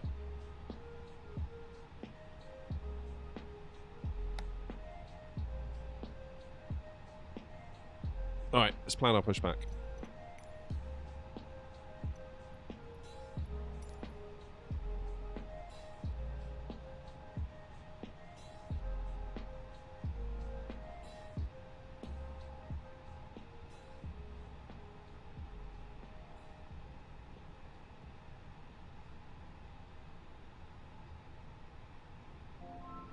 Yeah, that is one of the motivations for wanting to start VATSIM, actually. Even if stream is dead, there's still stuff going on. I mean, one way I could do it would be to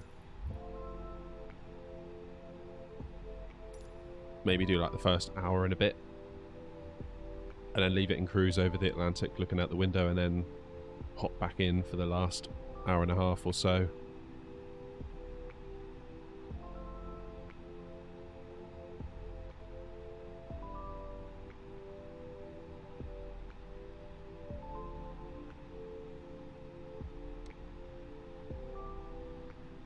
That would be one way to do it.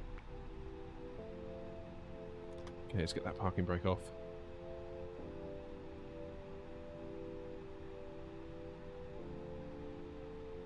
Yeah, I noticed that, Weston, but I haven't actually had an issue myself yet.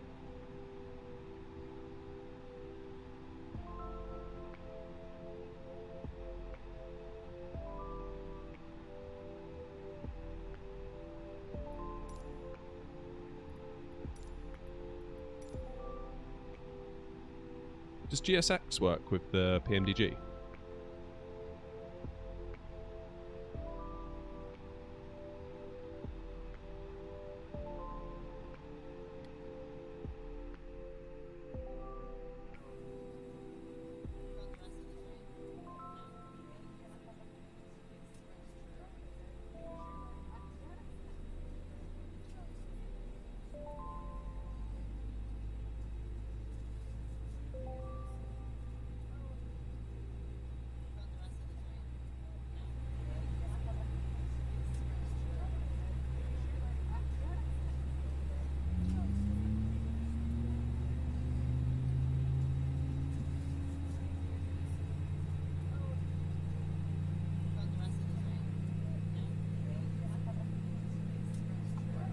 Morning, Tom.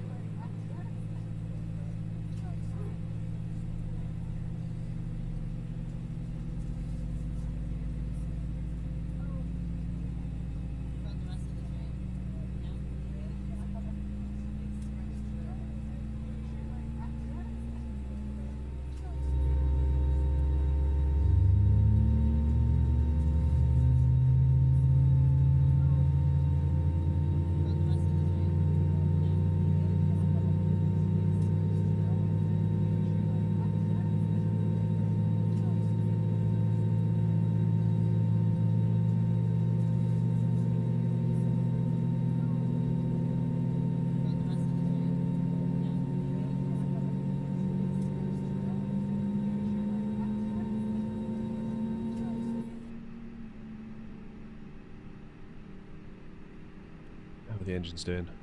I feel like my frames per second are dipping a little bit here. Have a look. Flight attendants, please prepare for takeoff.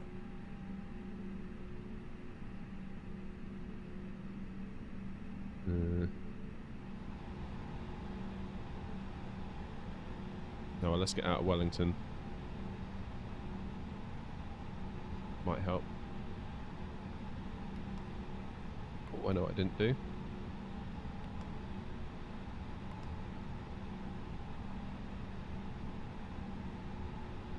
we go.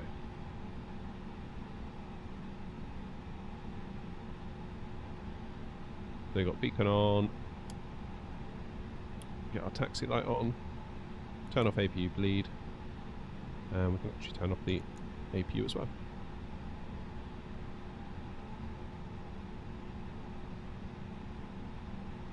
Get the engine start mode out of ignition, back into normal. Auto brakes to max. Arm the spoilers.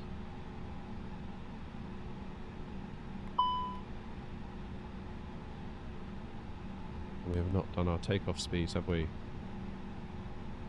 Do flaps 1 takeoff.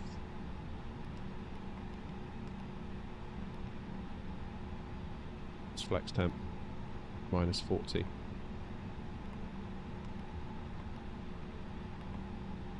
And then V1 is going to be 133, 134, 138 for V2. Good, so we just need to check with the cabin.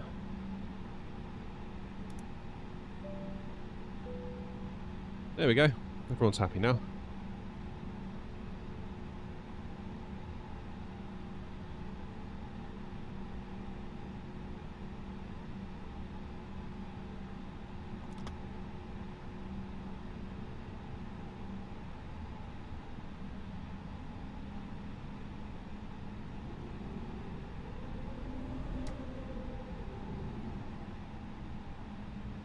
Right, so we're going to go round to the left. I'm going to go down here first.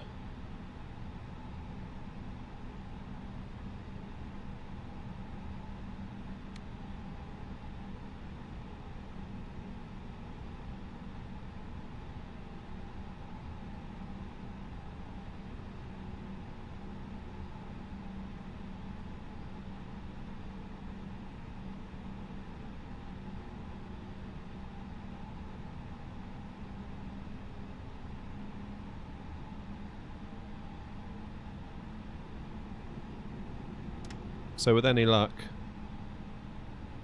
Christchurch will be an easier landing than this was. Thinking back on this one, I'm not sure whether this one should have been a go around really. I was a bit low on short final. You could maybe argue that that alone was grounds enough for a go around. Perhaps.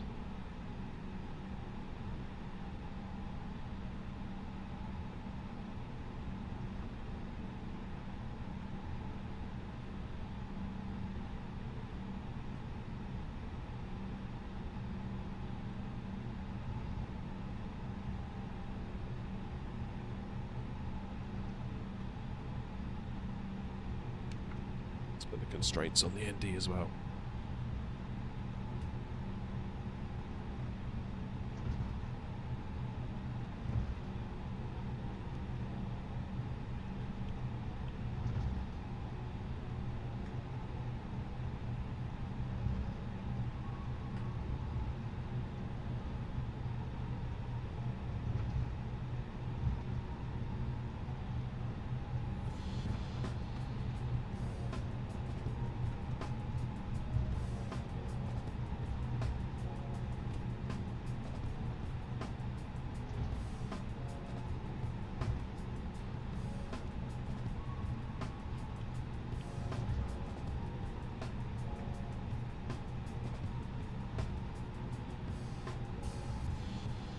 Well, let's go right down to the end. I was half tempted to join there, but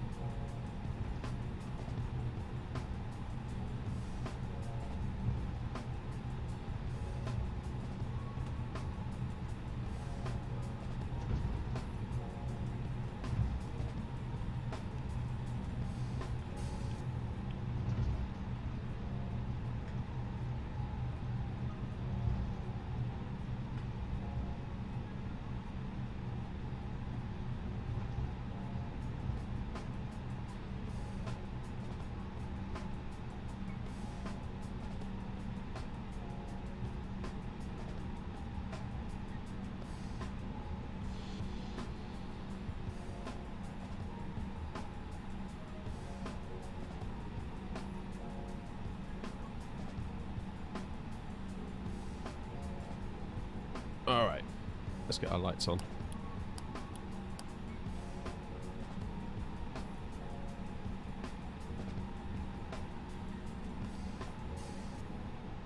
Takeoff config is normal. Let's head on out.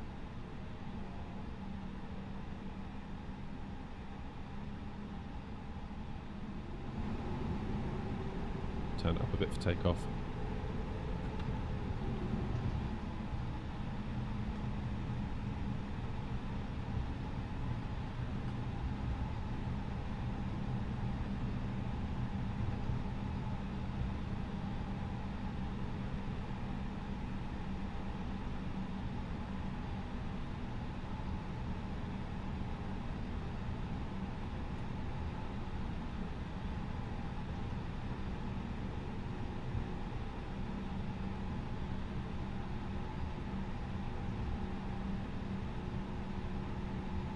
Okay, let's see how much rudder we need during takeoff, because I've got a funny feeling if what we had on landing is anything to go by, this could be a bit of a wobbly takeoff.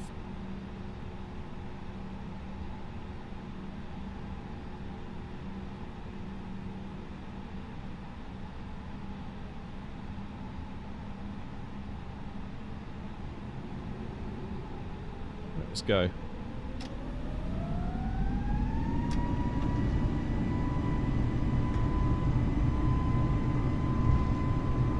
So far, so good.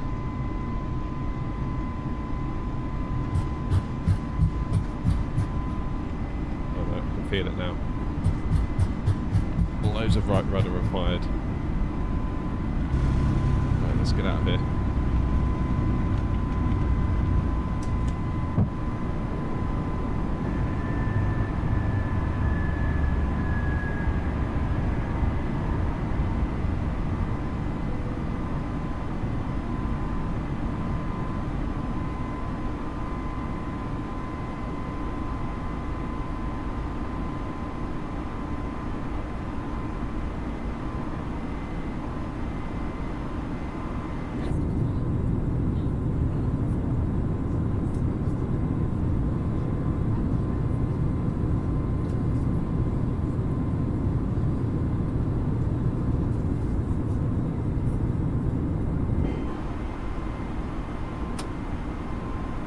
levers back into climb.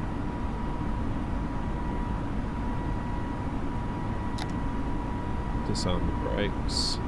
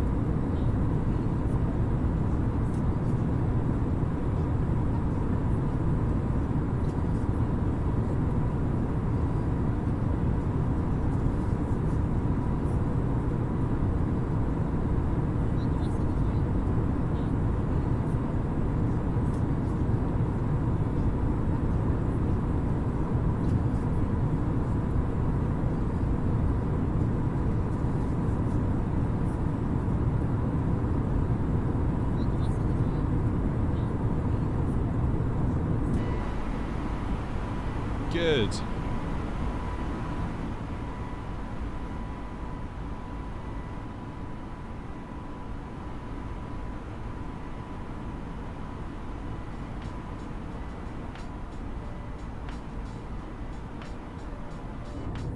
Oh yeah, sorry, actually, yeah, Christchurch. Didn't see your message there. Cheers, William.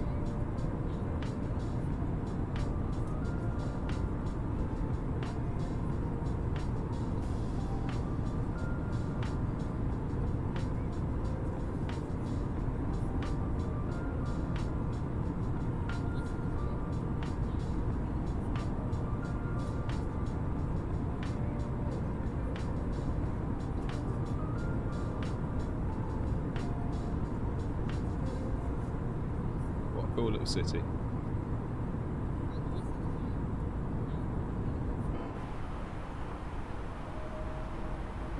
Alright, lights off.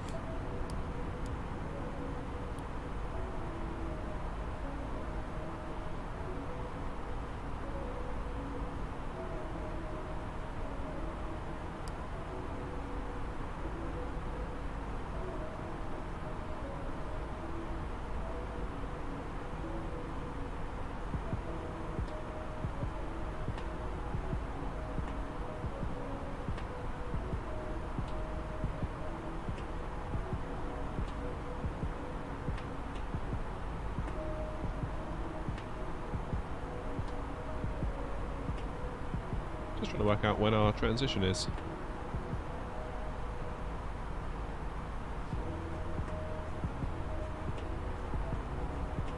Got a funny feeling it's about... Oh yeah, there it is.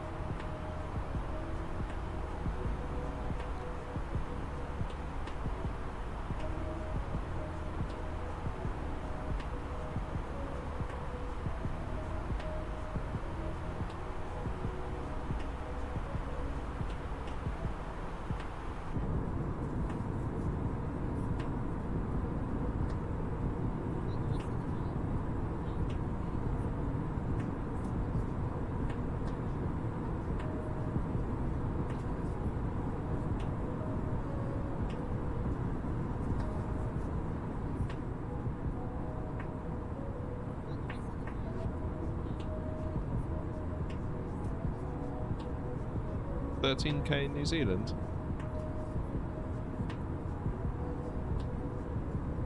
What do you mean by that, William? 13K.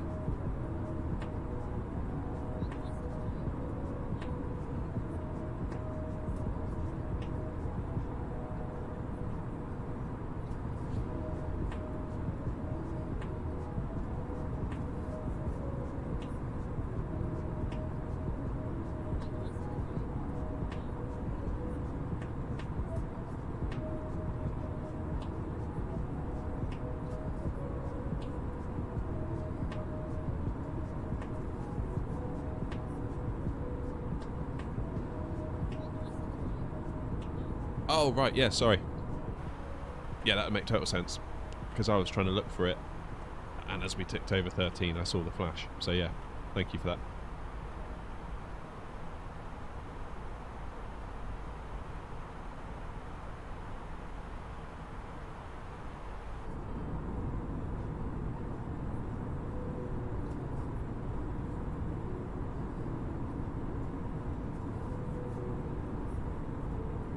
So that would be the South Island out the window now.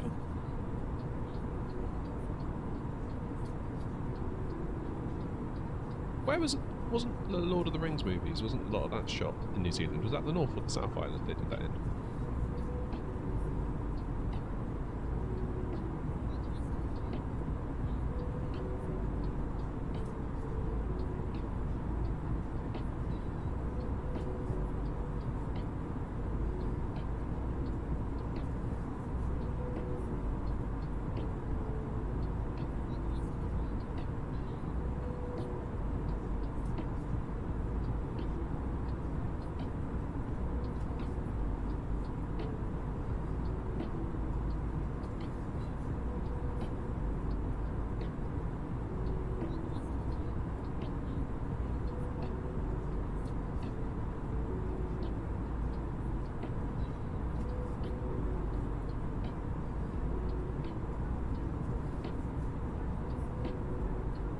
So do you know, Nick, whether it's the South or the North Island, or where a lot of the filming took place?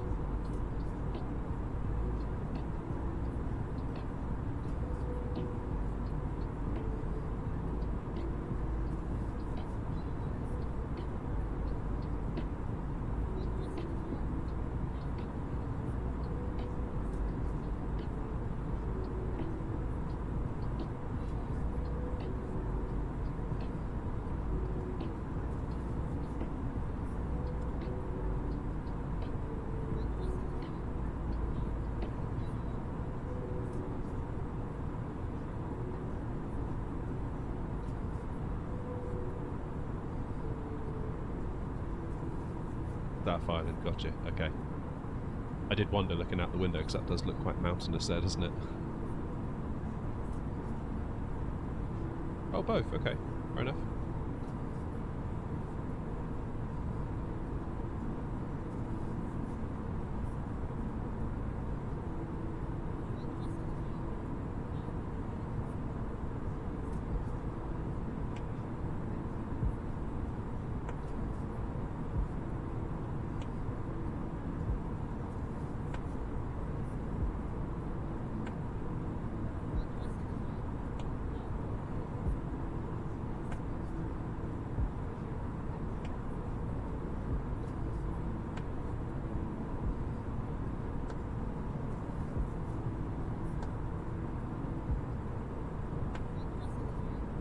Doom is one of the mountains in the central north, and a lot of the scenic hillsides in the south. Yeah, it's definitely a good place for the filming of it, isn't it? You can see why they did it. You really can. Right, what am I doing?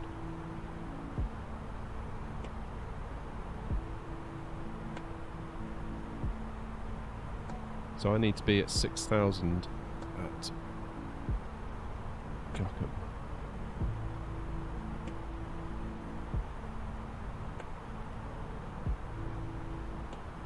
118 miles.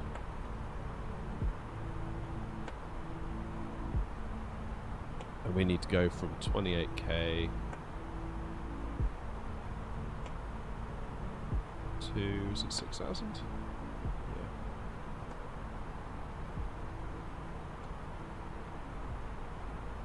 That requires 70 miles.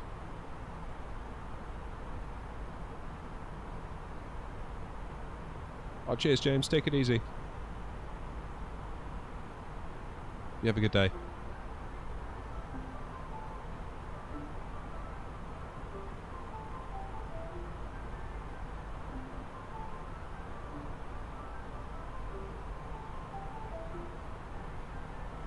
There we are. So we're at cruise now. It's destination data, because we are getting quite close, believe it or not. I know it feels like we've just taken off, but actually 71 miles required for our descent 20 and 5 for the wind. 1004 and 7.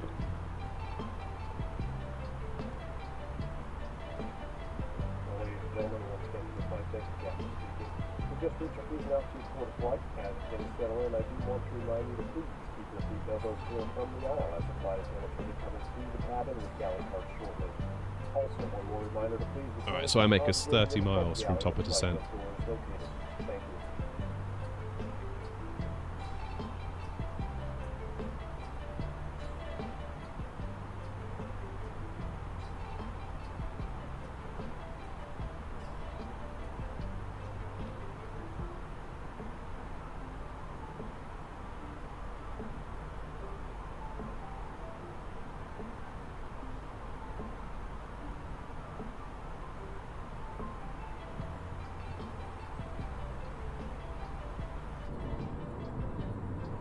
Look at that. That's some scenery, isn't it? Wow. I mean, I know it's only a sim, I know it's only pretend, but I mean, given that it's based on the real thing, pretty good.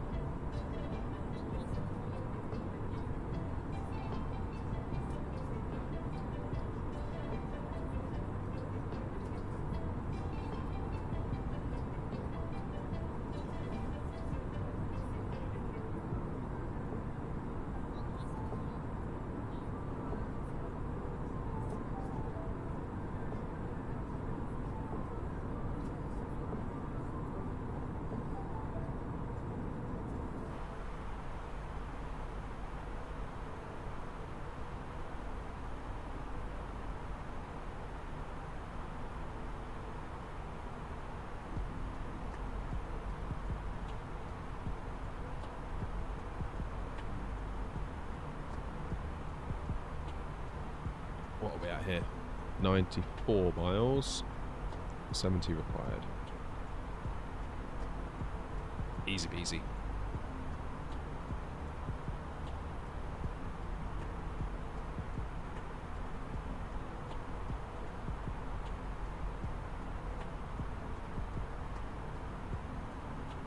So is there like a boat service as well? I guess there must be ferries that go to and fro.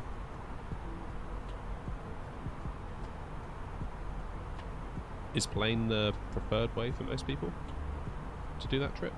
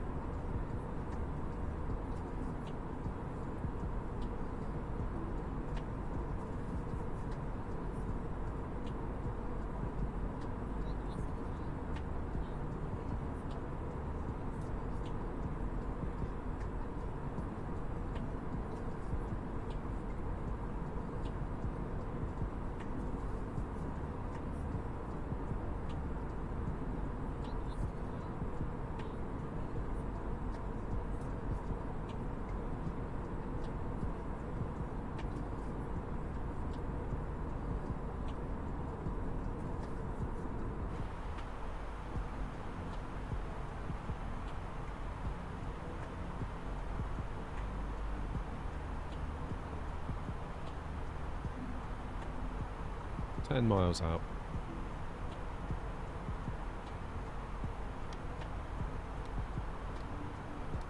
As you can see, it's basically a straight line for the most part.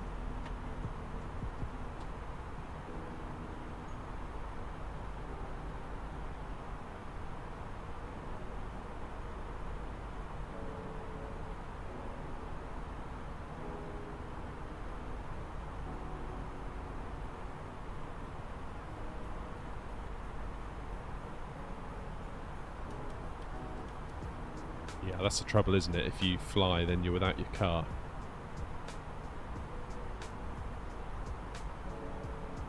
Done a couple of trips to Ireland from the UK in the past, and it's always so much nicer. It's longer taking the ferry, but to land the other side and just be like, I have my car. My actual car, not a hire car that you're afraid to scratch in case they charge you like £1,000 or whatever. So it's just your car and away you go with all your stuff in it.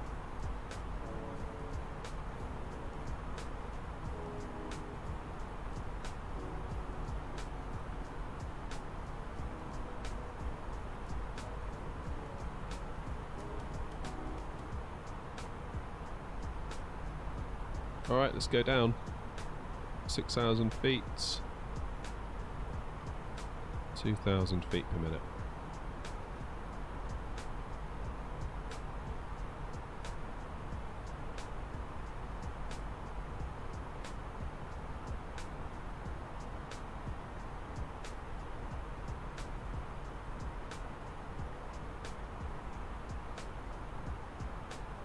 There we go, engines rolling back.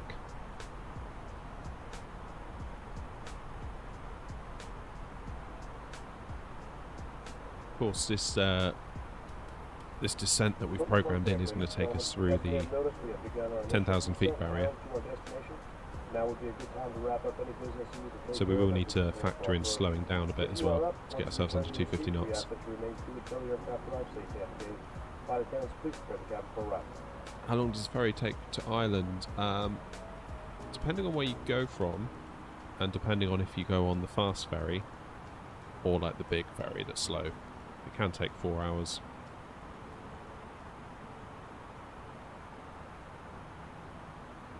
But the ferries leave from Wales, obviously, because that's the nearest way to get to Ireland. So depending on where you live in the UK, you could have a 5 or 6 hour drive just to get to the ferry, then another 4 on the ferry. Then depending on if you get to Dublin or Rosslare in Ireland, you could have another hour, 2, maybe 3, the other side driving, depending on where you're going.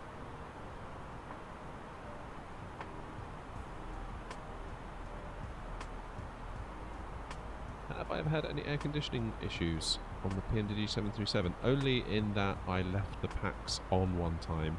I think I left them in auto.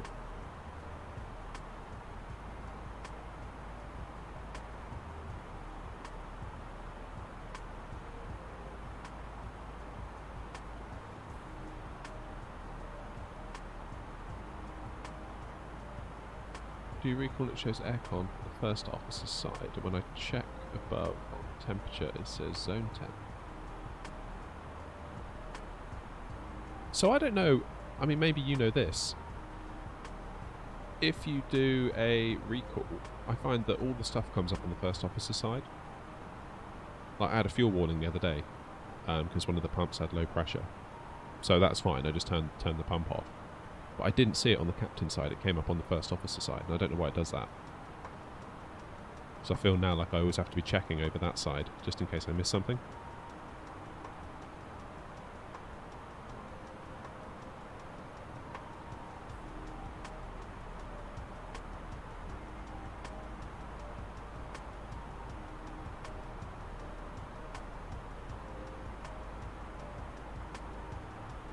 How do I see how long is left on the route? Are you talking about the bit at the top of the screen there?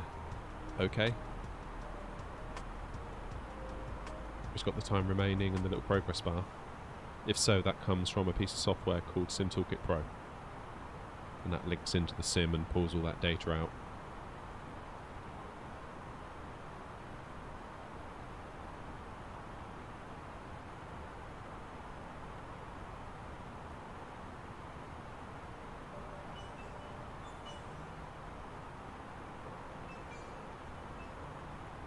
Right, this descent's going to take a minute. I just need to quickly pop inside for like 30 seconds. I'll be right back.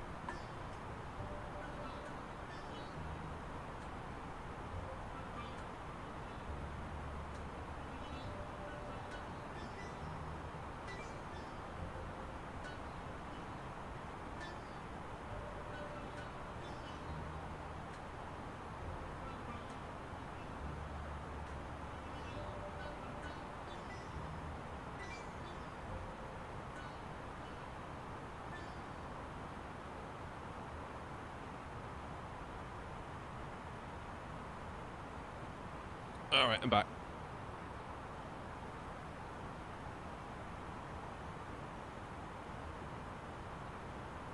First officers of the captain's sides have different warnings. I didn't know that. I thought they were the same. Why is that then? That's a bit strange, isn't it? You would think that both sides need to see the same thing in case one person misses their side.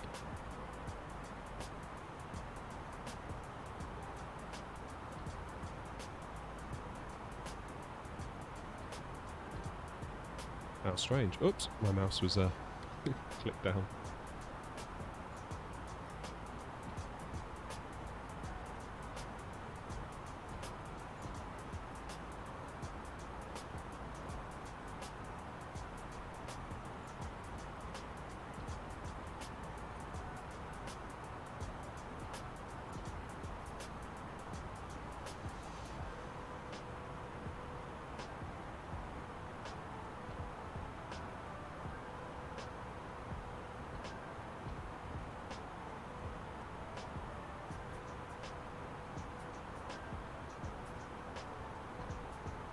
Well, that makes more sense then, as to why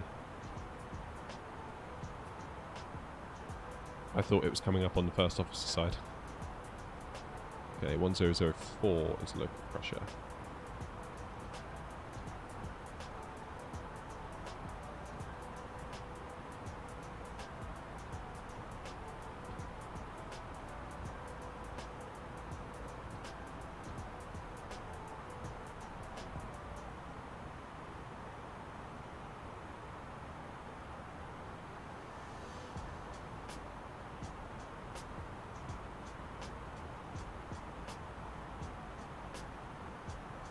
So if I put the speed to 250,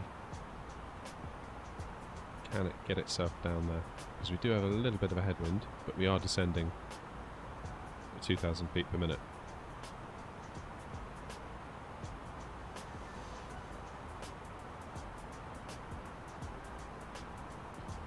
That would be a no.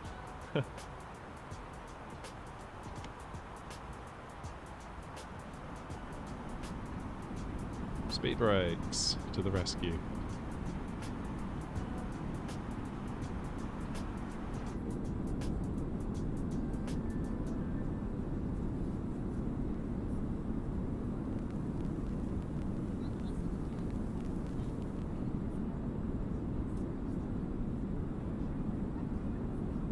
I've flown over Pakistan, nice. I've not flown that way very much. I should do some more like Indian routes in Pakistan and cool.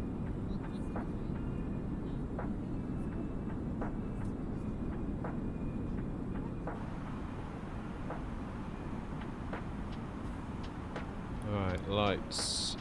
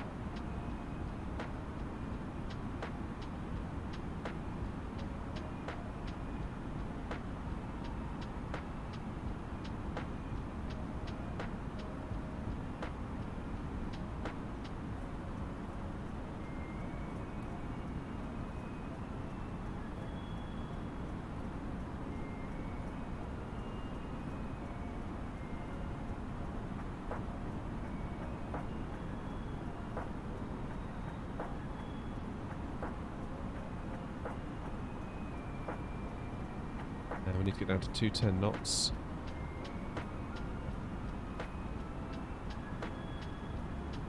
So we'll get that in now.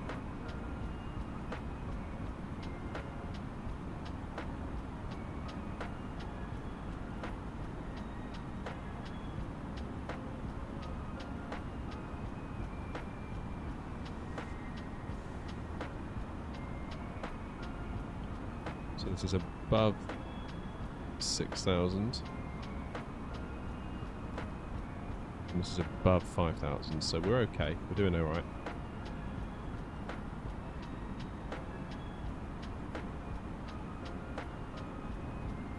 Yeah, I was just noticing it actually. It's on a proper flat, isn't it?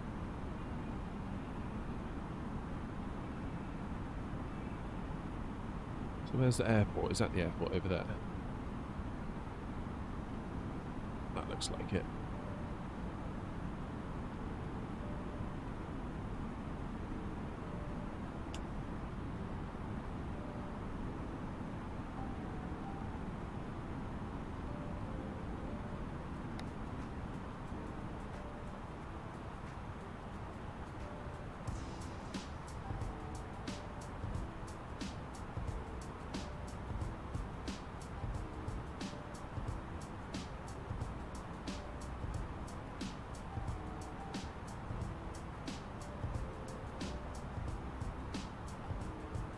There we go, 6,000 feet, so now we should be able to get that speed under control nice and easily, because we're not trying to get a descent in there at the same time. Auto brake medium.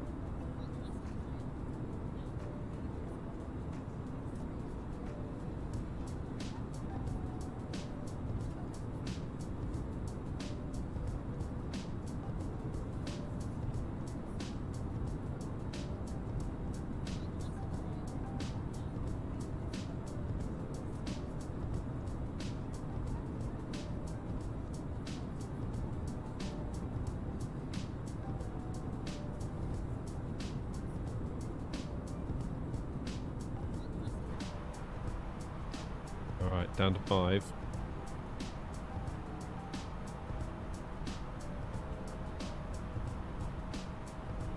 So the plane should hold us at 6 once we cross this waypoint. There it goes. Take us down to 5. Hopefully. Or as near to 5 as it can get us. So I think it's going to try and hang on to that speed and descend us as much as it can while maintaining that speed.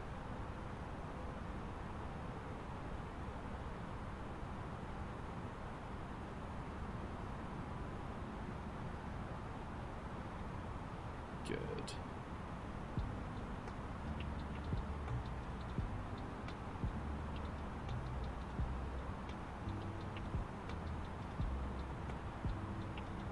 Easy peasy.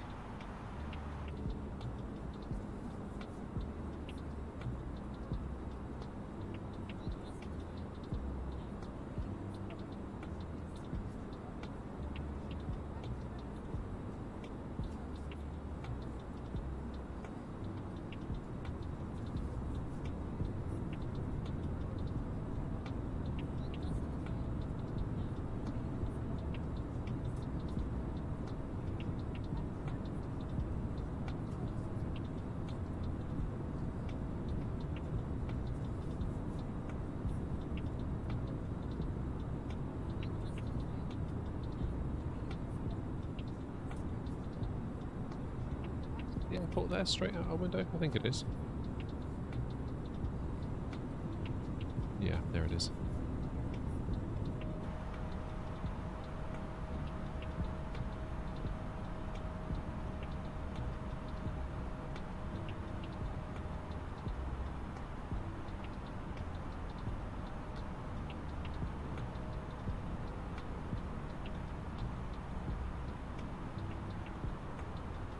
Alright, so once it's at 2,000 feet and 170 knots for the next waypoint.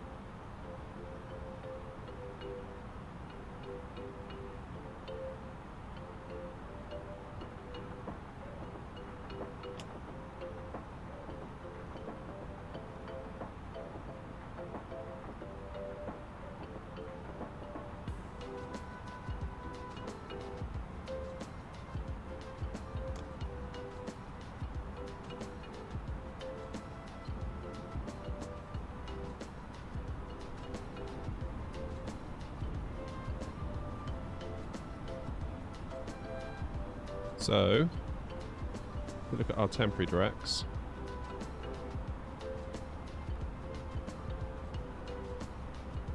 Yeah, that's what I was afraid of. It wants to cut this corner.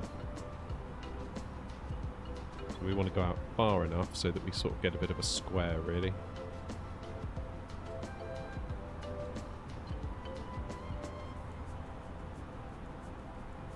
Cheers, Nick. Yeah, I'm hoping this one's a little bit easier on us, though you never know.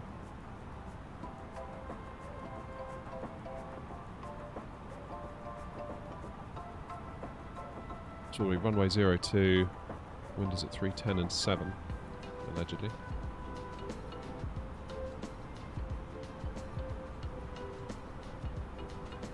So we will see.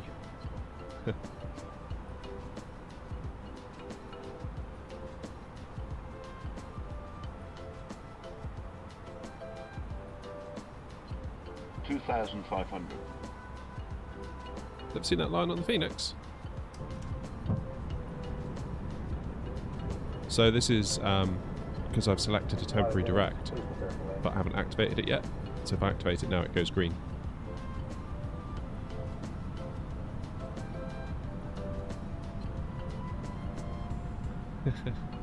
Confirmed. Fly-by-wire better.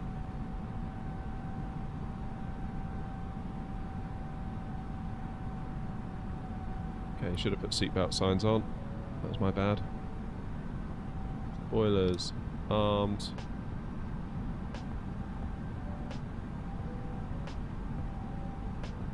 What one? Go.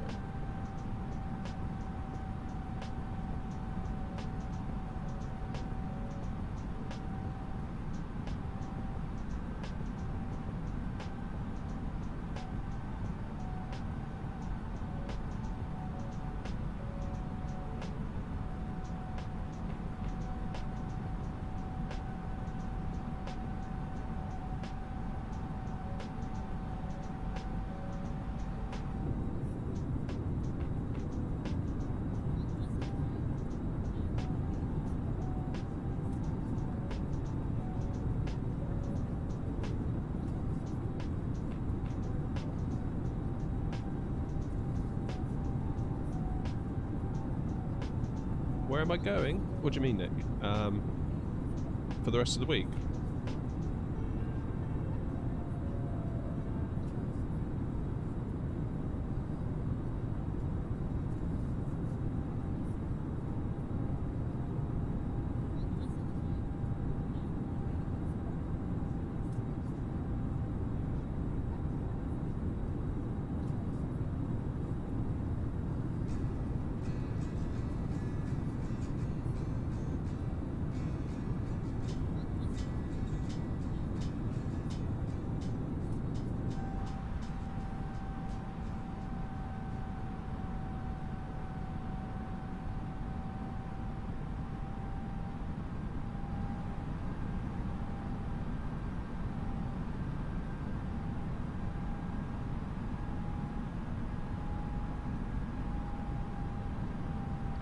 Let's get approach mode ready.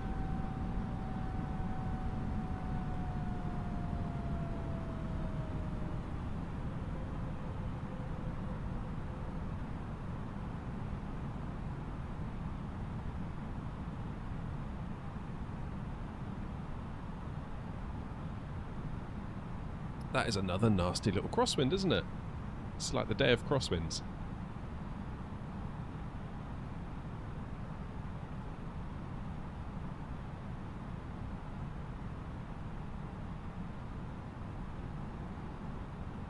How many crosswinds can we get in a day?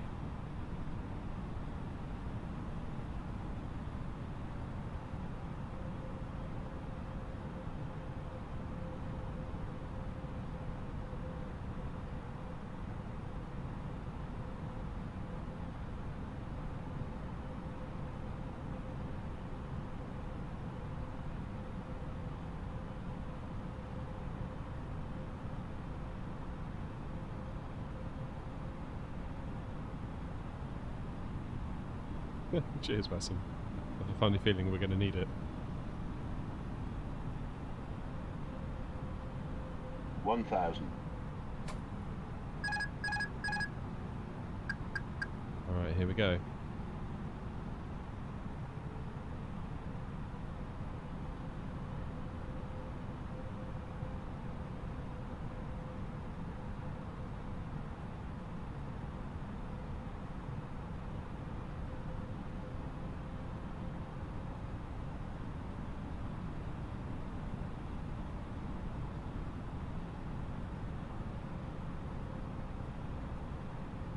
Hold it steady. 500. Wind seems to be dying off, which is good news.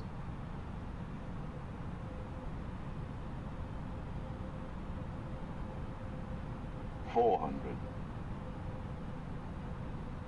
Pictures look quite good. 300. 100 above.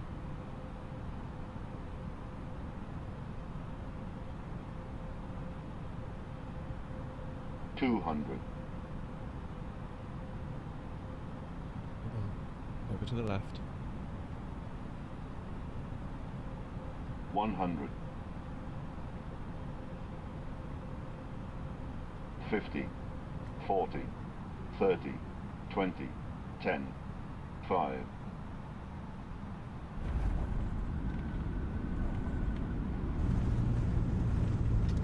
Whoa! So much rudder required.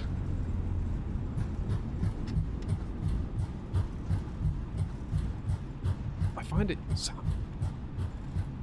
it's hardest on the runway. Once you actually get on the runway to keep it on the centre line, you've got to give it so much rudder, it's unbelievable.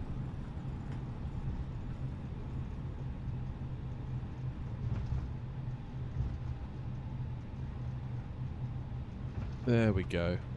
I mean, that wasn't great, but it was better than Wellington. It's too bad we had that little swerve off the centre line.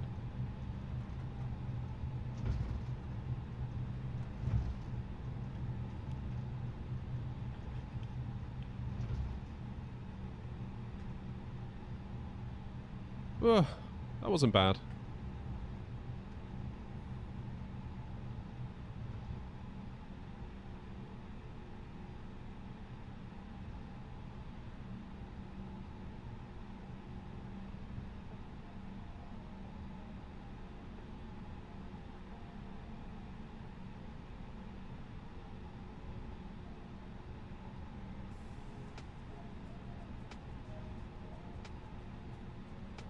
We landed, that's the main thing. Right, where am I going? I don't actually know this airport very well.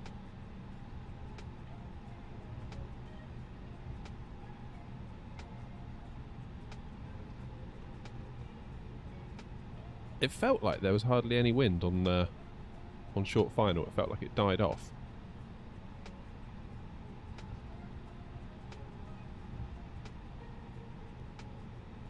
But then, once we were on the ground and it hit that tail, it really pushed us to one side. And I must have been giving it, what, 60-70% right rudder at that point? Even when the nose went to the left.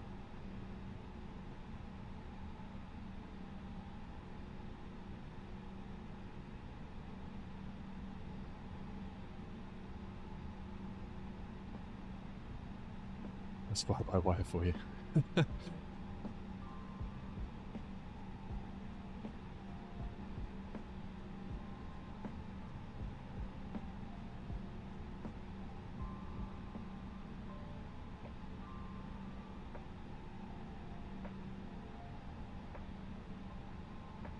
there we have it, folks. I think that concludes our day's streaming. And sadly, the week's streaming. I feel like it's been the last couple of days have been very wind heavy. Last night I wasn't expecting the wind to be anywhere near as bad as it was coming into Heathrow, and then today we've had nothing but winds, but it's good fun. Definitely keeps us on our toes, if nothing else. Which is what we like.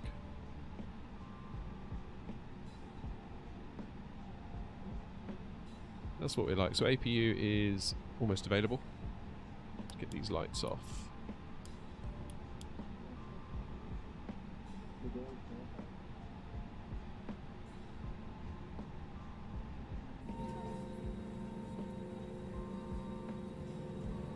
flaps up.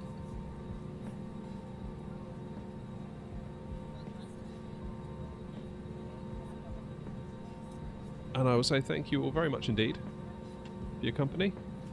I feel like it's been a really good stream today. The chat's been really busy. Loads of people popping in saying hello. It's great. It's kind of why I do it, really. So I do appreciate that. Very, very much indeed. So I will leave it there. I will say, hope you all have a nice latter part of the week. I'm not entirely sure when I'll be back on the channel. Monday, latest. Maybe we can do something Sunday. We'll see. Depends on how things go and when we get back. Oh, William's first time here. I didn't know that. I mean, it's the first time I've seen you in chat, but I'm never sure whether some people watch and choose not to chat. It's good to have you in the chat anyway. It's nice having you with us today. And there we have it. Thank you very much indeed, folks. I'm going to head off now.